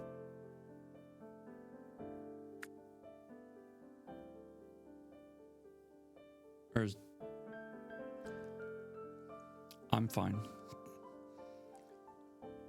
Painfully push myself out of my crutch, one hand bracing my ribs. I shuffle to the couch to retrieve my cell. It's a text from Alina. Oh geez, I probably should have messaged her sooner. This trust and friendship thing is still new to me. Alina, hey T, you know I wouldn't pry unless it was important, but things are getting sketchy here. Was your move, or the people involved, anyhow, related to missing... Oh, so this is what I was going to ask. Am I pronouncing this correctly? Vanamisk? Callie, am I saying that right? There's a growing number of our kind going missing in Phoenix, and I wasn't sure if it could be related. I have been out of it for days, but I can't worry her with my condition right now. Tegan's reply. Hey, no, this isn't related at all. Is everything okay? Are you okay? I'm okay. Alina. Yeah, I'm fine. I'm starting to draw the attention of the local media, and the humans are freaking out a bit. But I'm sure the ambassadors are handling it. I'm fine. I just wasn't sure if it was related or how worried I should be. Tegan, it sounds serious, but it's not related to anything I'm aware of. I'm a little busy, but I'll call you in a bit for more details. Stay safe though. Alina, sounds good, and will do. Talk to you soon. Callie says, I say it like Vanamish. However, it's a German-inspired word, so anyway is probably fine. Yeah, that's why I thought maybe it was Misk. Vanamisk.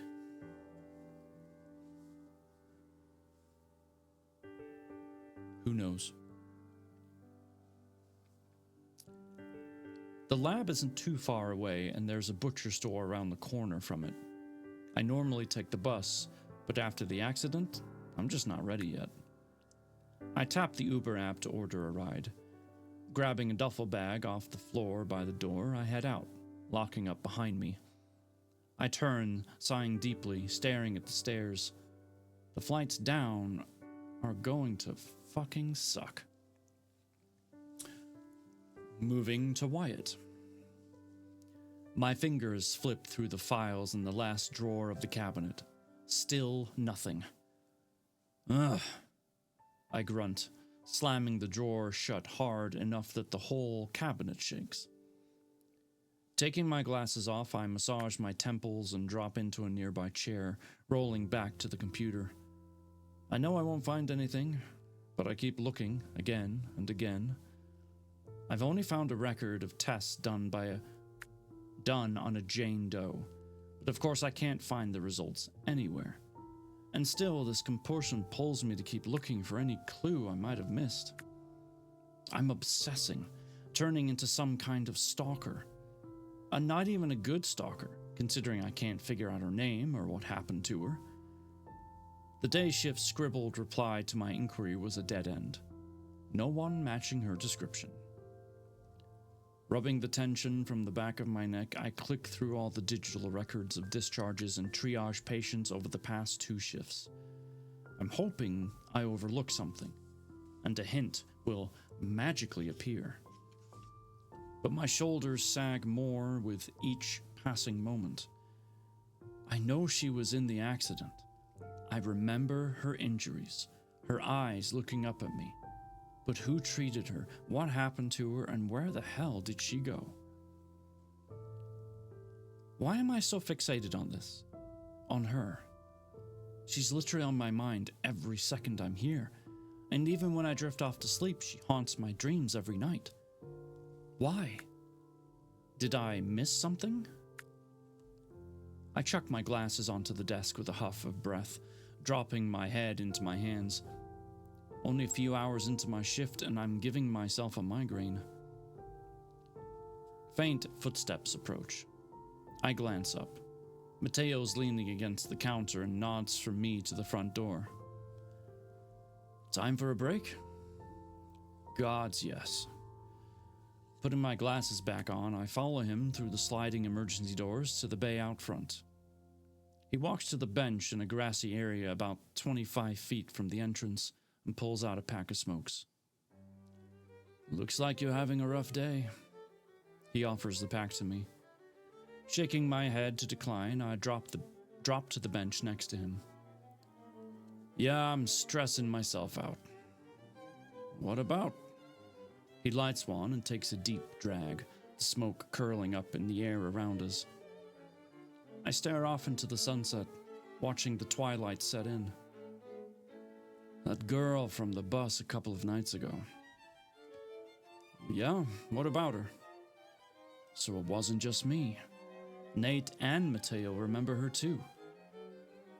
I remember pulling her from the bus and taking her to the hospital, but that's it. I don't recall treating her being triaged, discharged, or anything else. Well, you were busy, and a lot of patients were brought in that night. Maybe she just got lost in the mix and someone else took care of her? Well, that's what I thought at first, but I can't find any charts on her. Not in the system or in the cabinets, and our day shift wasn't aware of her either. It's like she just vanished. He grimaces while letting the smoke ease from his slightly parted lips. Maybe she left without being treated. Do you remember how bad her injuries were? There's no way she walked out of here on her own. I don't know. I just have this weird feeling that something isn't right. I hate to say this, but have you considered visiting the morgue? He bites the inside of his cheek and side-eyes me. Corgi, winning a race, eh? Okay, I see you. 15 out of 16 races is about to begin. I say good luck to you. My head drops back, and I look up into the expansive sky with a sigh. I have considered it, multiple times to be honest, but I don't want it to be true. I've been searching for another explanation, any other, to avoid checking there and that confirmation. Knowing I failed her, It won't sit right with me. I shouldn't care this much. Patients die all the time, and if I wasn't even working on her when she went, it should be easier to let go and move on. Yet, it's not, and I can't. I keep getting images of her, not to mention the inappropriate dreams. No, something more is going on here. Or something is wrong. This insistent nagging won't let me drop until I know for certain.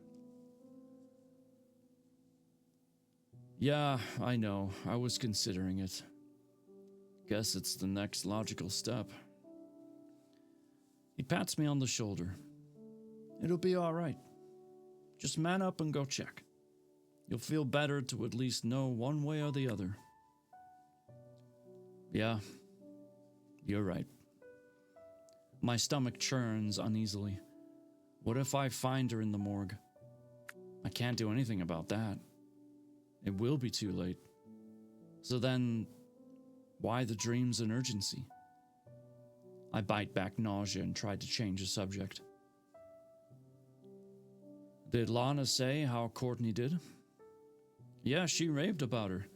Said she was timid and quiet at first, but she jumped into the action. She did better stabilizing than tagging, but they found a system between the two of them. He stubs out his cigarette and flicks the butt onto the street. Sirens blare, an ambulance screeching to a rough stop in the bay. He stands, stretches, and pops his back. Do you need to get back? Not yet. They'll call me if I'm needed. We both stop and watch the commotion. The back doors fly open, and an EMT unloads a gurney, rushing it through the front doors. He turns back to me and his eyes go wide, his eyebrows raising higher than higher. He rubs his jaw and nods behind me. Isn't that the girl you were looking for? I whip around so fast I feel dizzy, my gaze latching on to a girl hobbling with one crutch toward the back entrance of the hospital. Her dark red hair swings from side to side with her labored movements.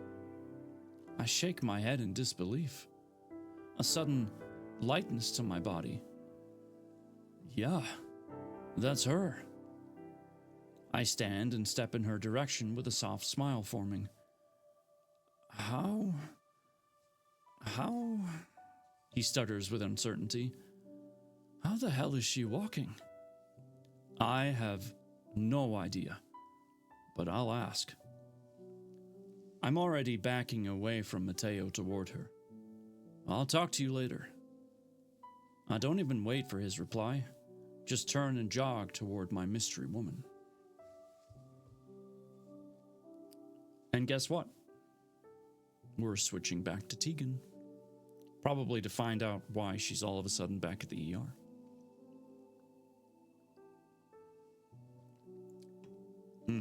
Gotta have a second sip.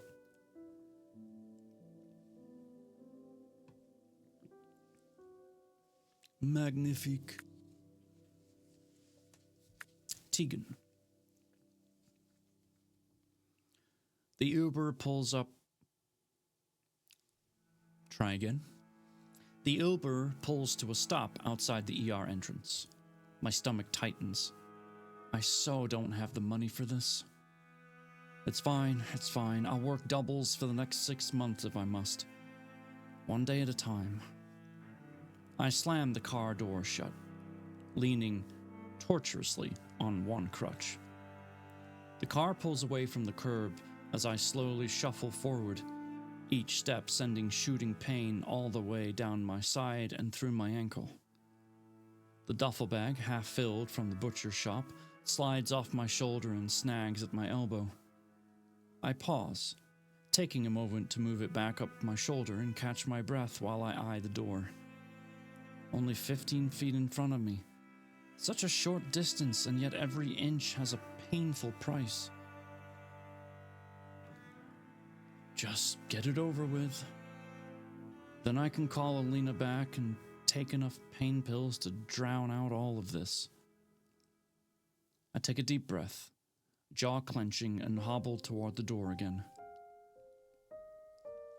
Hey. My focus is so locked on the entrance and breathing through my agonizing pain, I don't even look in the voice's direction. Hey, hold up. Not hearing any other responses, I glance over my shoulder. An ER doc's jogging my way. The doctor from the other night. And from my dreams. Shit. Super won the race.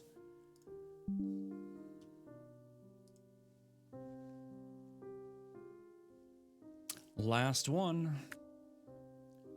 This is for all the marbles, as they say. Good luck. I try to pick up my pace, but my broken body refuses to be pushed any faster. I longingly look at the door, now only 5 feet away. I was so fucking close. I pause, waiting for him and easing the fire consuming my body. I wipe the sweat from my brow as he jogs around to face me. Hey there. How are you up and walking around already? I mutely stare at him, brows furrowing and mouth pinched into a tight line. I need to say as little as possible. How does he remember me? Bridget fucked something up. I shrug a shoulder in reply. The bag drops to my elbow and I bite back a groan. Sorry. I work in the ER? Dr. Keene? He stammers and does the cutest little head shake. Or Wyatt. He extends out a hand and stuns me with the most dazzling smile. I'm sure it wasn't like that. That's funny. His square jawline and the finger-sized cleft just begging to be touched. My dreams didn't do it justice. He awkwardly lifts his extended hand, gesturing for a shake and unfreezing my mind. I lean more heavily on the crutch, shoving the duffel bag back up over my shoulder. The urge to offer my real name hits me, hard and unexpected. My gut clenches. I already broke my rules with Alina. What am I doing? Moving around so much has made it easy to lie to people, but I don't want to lie to him. All because of some stupid dreams? Oh, blah. I can't make this a habit. Stop being pathetic. I take a trembling breath and reach for his hand. Isabella. The name tastes bitter. We shake hands and he sucks in a quick breath, his green eyes lighting up as a jolt races through me. Not like a static electricity, something softer but deeper. Warm tingles fill my body and I shiver from the peaceful distraction from the pain. He releases my hand sooner than I'd like, and the pleasant warmness fades from my body as the harsh discomfort returns. Nice to officially meet you. So you're feeling better then? I thought your ankle was broken. His face scrunches up and I can feel his eyes like a physical caress, scanning me from head to toe. Shit, this isn't good. He shouldn't remember my injuries, or me at all. I better get a discount if Bridget glamour wasn't sufficient. No, just a bad sprain. Sorry, I have to go. I wobble around him and move toward the door again. Only 4 more feet. Wait, I have more questions. An ambulance pulling in with sirens blaring pulls his attention away from me. Taking advantage of his distraction, I clench my teeth against the burning pain and shuffle forward faster. 2 more feet. I'll have to call Bridget and tell her the doctor needs another memory wipe once I'm back home. 1 more foot. I'm pulling the door open with my free hand when I glance over my shoulder. He looks back at me and takes a hesitant step, but then glances back at the ambulance in the bay. I duck into the interior of the building before we can do anything else. Before he can do anything else. Holding my breath while I wait to see if he'll follow me, hidden behind the shadowed glass panes, I tighten my grip on the crutch when he takes 2 steps closer. My blood boils at Bridget's neglect. How the fuck did her glamour not work? She's an ambassador, for fuck's sake. He shakes his head, glancing between the ambulance and the doors I escaped through. His head droops, and he runs his fingers through his dark, ruffled hair. He reluctantly turns away and sprints back to help the patient being unloaded. I slump into the tinted glass with a relieved sigh, allowing myself a second to break after the painful walking in. I force myself onward through my growing weakness, down the hallway, past a custodian sweeping from side to side, and into the elevator. After pressing the button for the 3rd floor, I lean against the back wall, watching the numbers increase. The bag slides from shoulder down my arm, and I hold the straps in a firm grip. Is the duffel bag getting heavier by the minute, or am I getting weaker by the second? The doors chime and open slowly, and it takes all my energy to shove off the wall and totter forward. Damn, you look like hell, Tina exclaims, dropping her conversed feet off the desk and leaning forward to take in more of my bruised and battered body. Thanks. Nice to see you too. Sarcasm drips from my tone. It's not your normal pickup day, though from the looks of you, you might need extra this month. She bites the cap off a ballpoint pen and pulls a notepad out. What'll it be? The phone rings, and Tina rolls her chair across the linoleum floor. Flipping her hot pink hair out of her eyes, she answers, Hey. Oh, yeah, it's her. Yeah, 1 sec. She presses some buttons, and with a sharp beep, it switches over to speakerphone. It's Jeremy. She points up at the security camera facing the front counter and doorway behind me. Jeremy. Christine. Force a hydrate? Okay. The races are actually all done, Christine. We're gonna check who won in just a few minutes.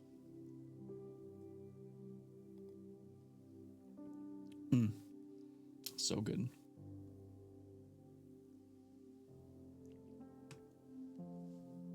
How am I doing? Pretty good. Pretty good. Not too shabby. How are you? We're only a few chapters into a brand new book. And you didn't hear this from me, but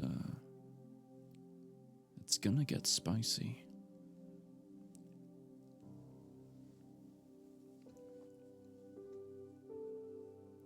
You're doing amazingly?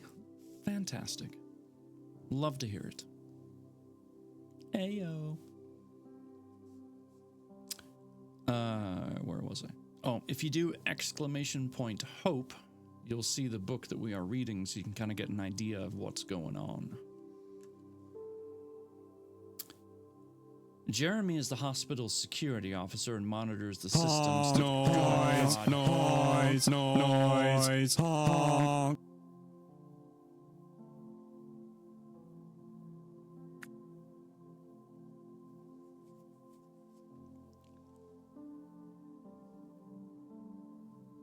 Scared the crap out of me. Super. Thanks for giving Christine a sub. You gotta stop doing that. Stop spending money.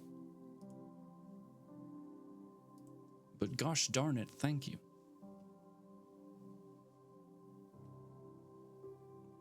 Your finger slipped? Okay, well, I can understand that. Fingers slip all the time. You spin me right round. Gosh darn it. Somebody needs to land on that wedge so I can give them $100.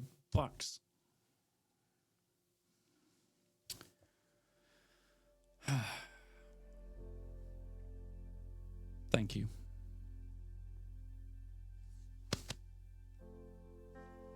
You are my brother from a Canadian mother.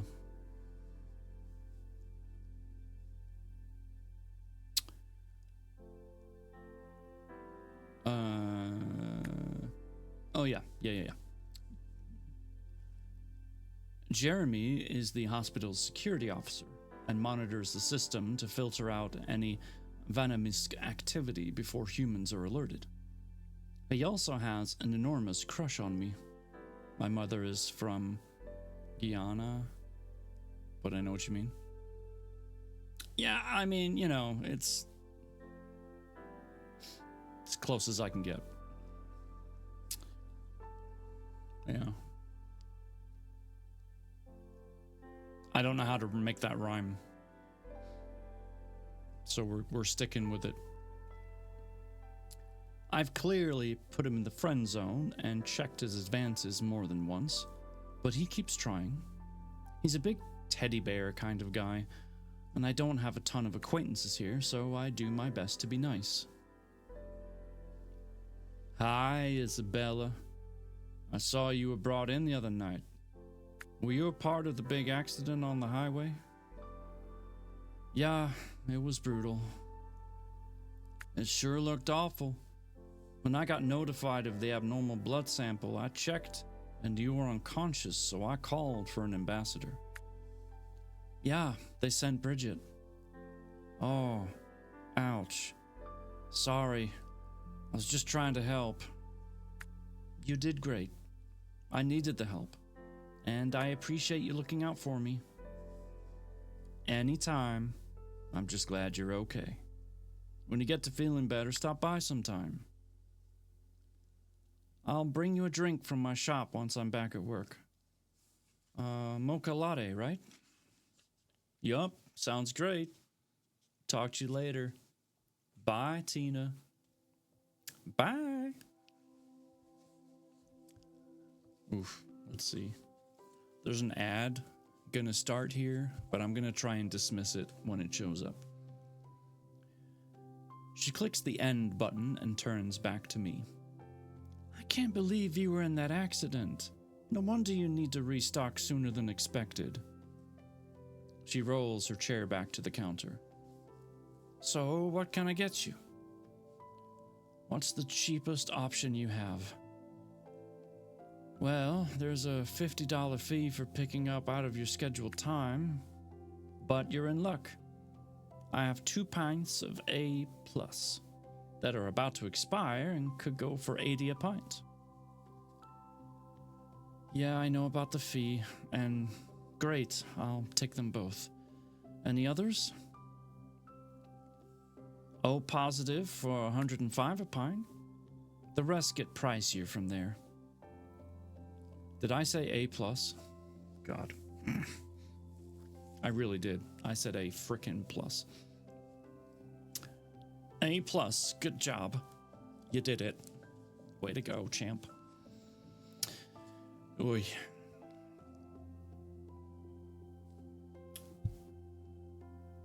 You're an A+?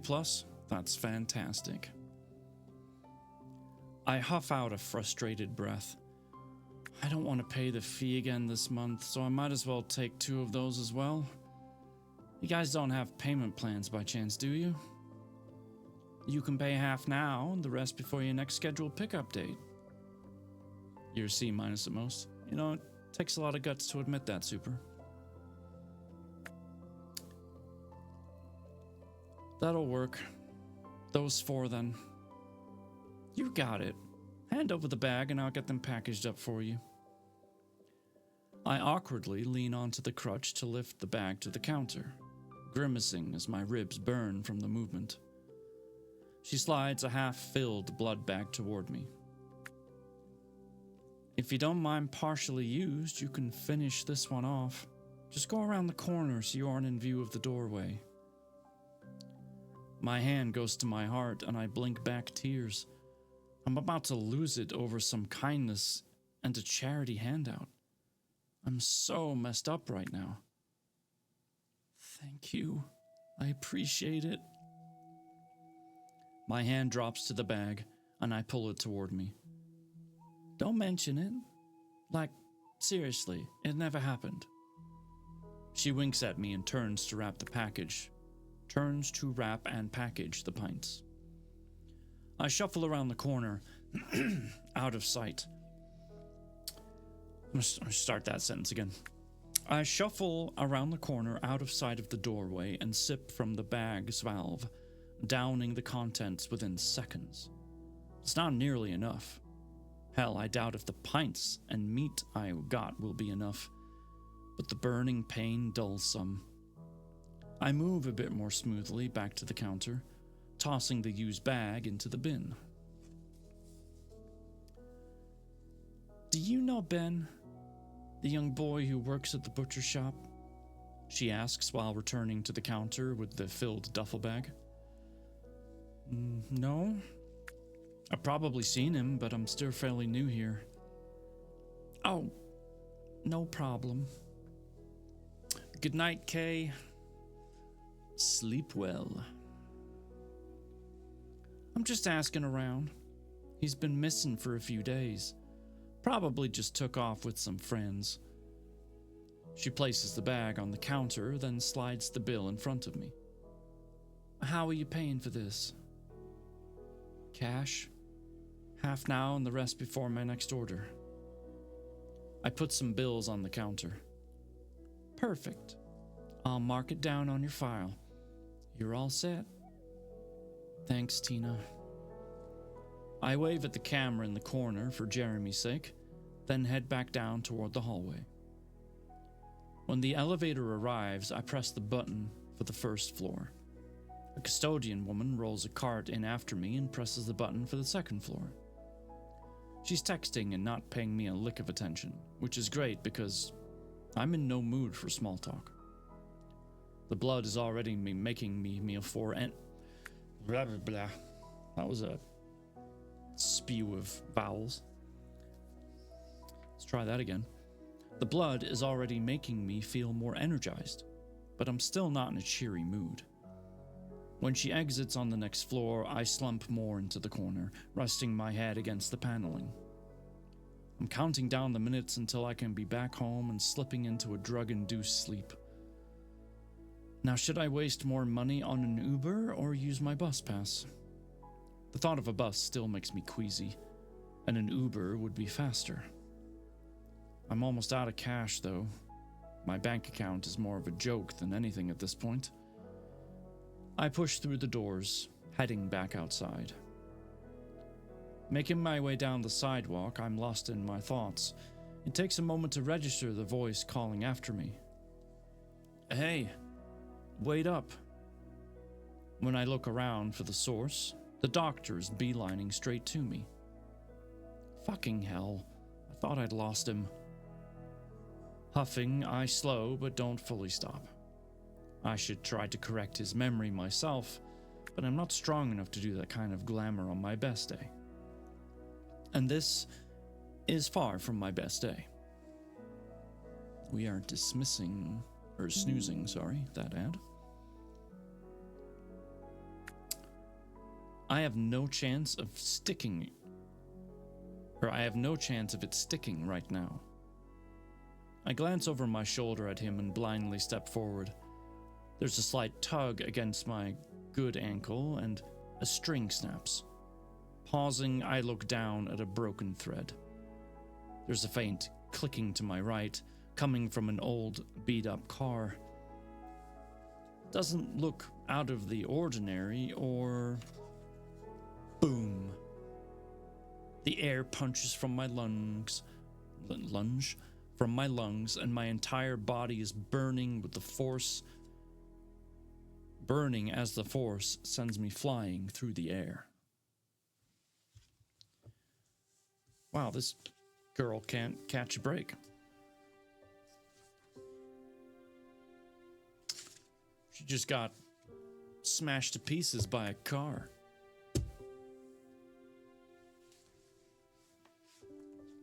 She's in a bus accident. Now she's involved in a car hitting her.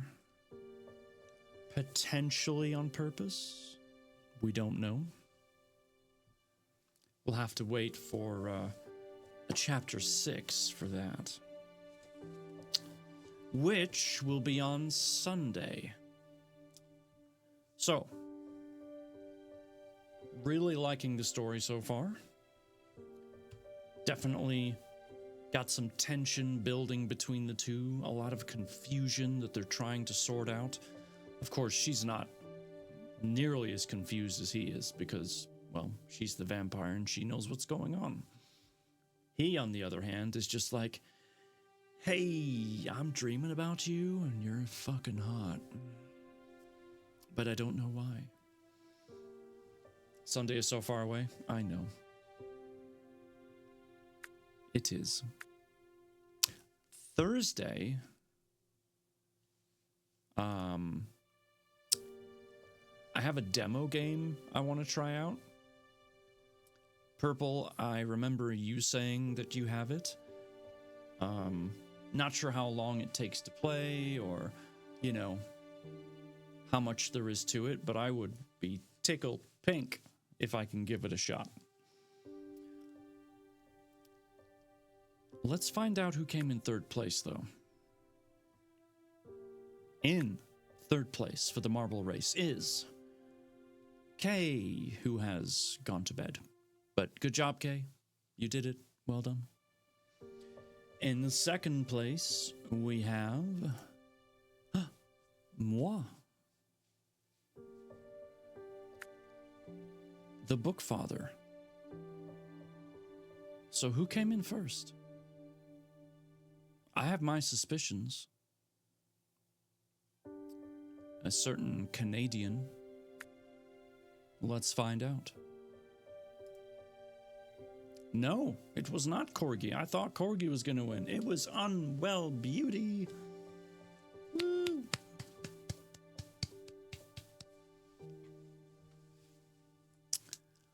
Unwell Beauty coming in first place. Just like she would if she were at a beauty pageant.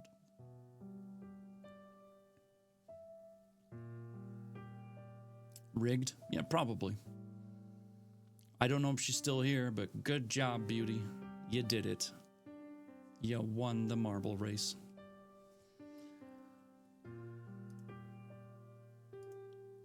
So, the demo that I want to try out is called Backseat Driver's Demo.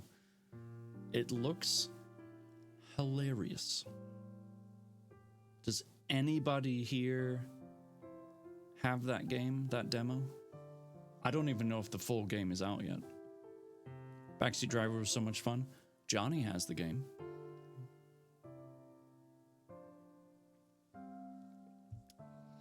Thanks for having me, everyone. I will try and stop by again on Sunday. Not sure yet, but I'll for sure be here on Tuesdays.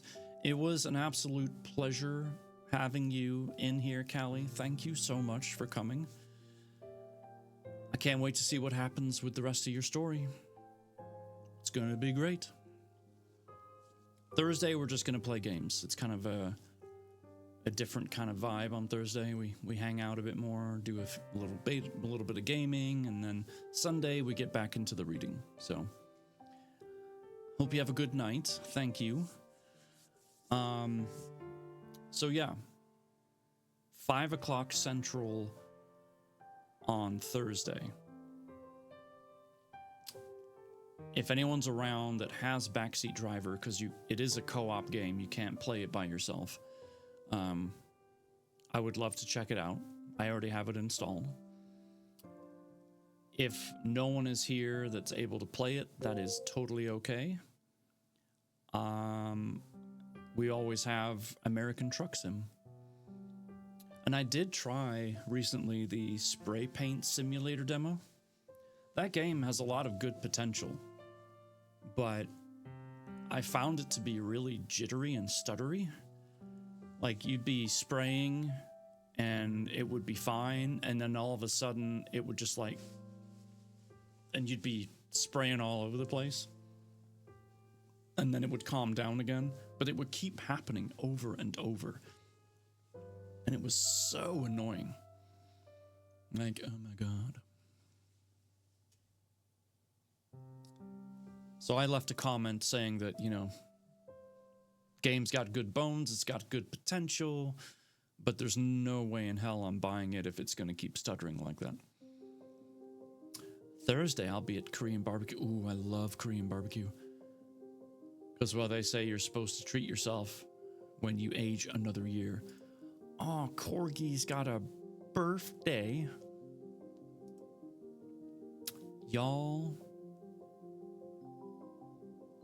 Happy early birthday, Corgi. Do I still have that command?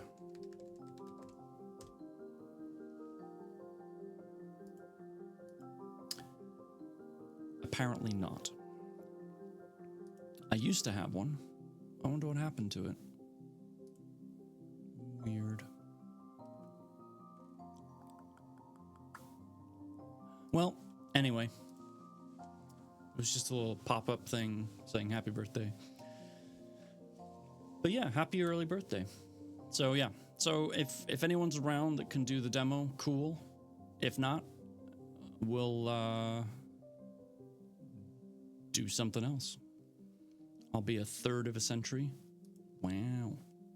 33.33333. Cool. All right.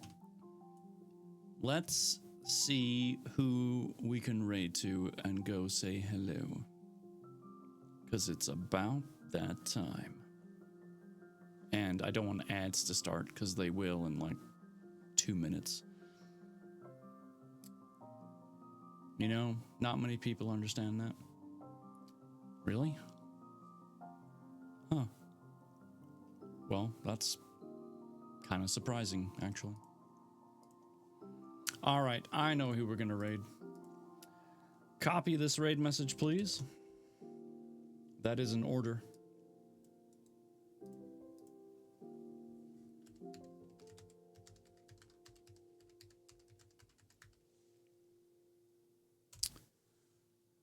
We are going to go raid Angelic. Or as I like to say, Angelic. Thank you for being here tonight, hanging out with me, enjoying this really cool book that we're getting into. I really, really appreciate it. I hope the rest of your week goes fantastically. And if I see you on Thursday, even better. But until then, take care of yourselves, take care of each other, and have an amazing night.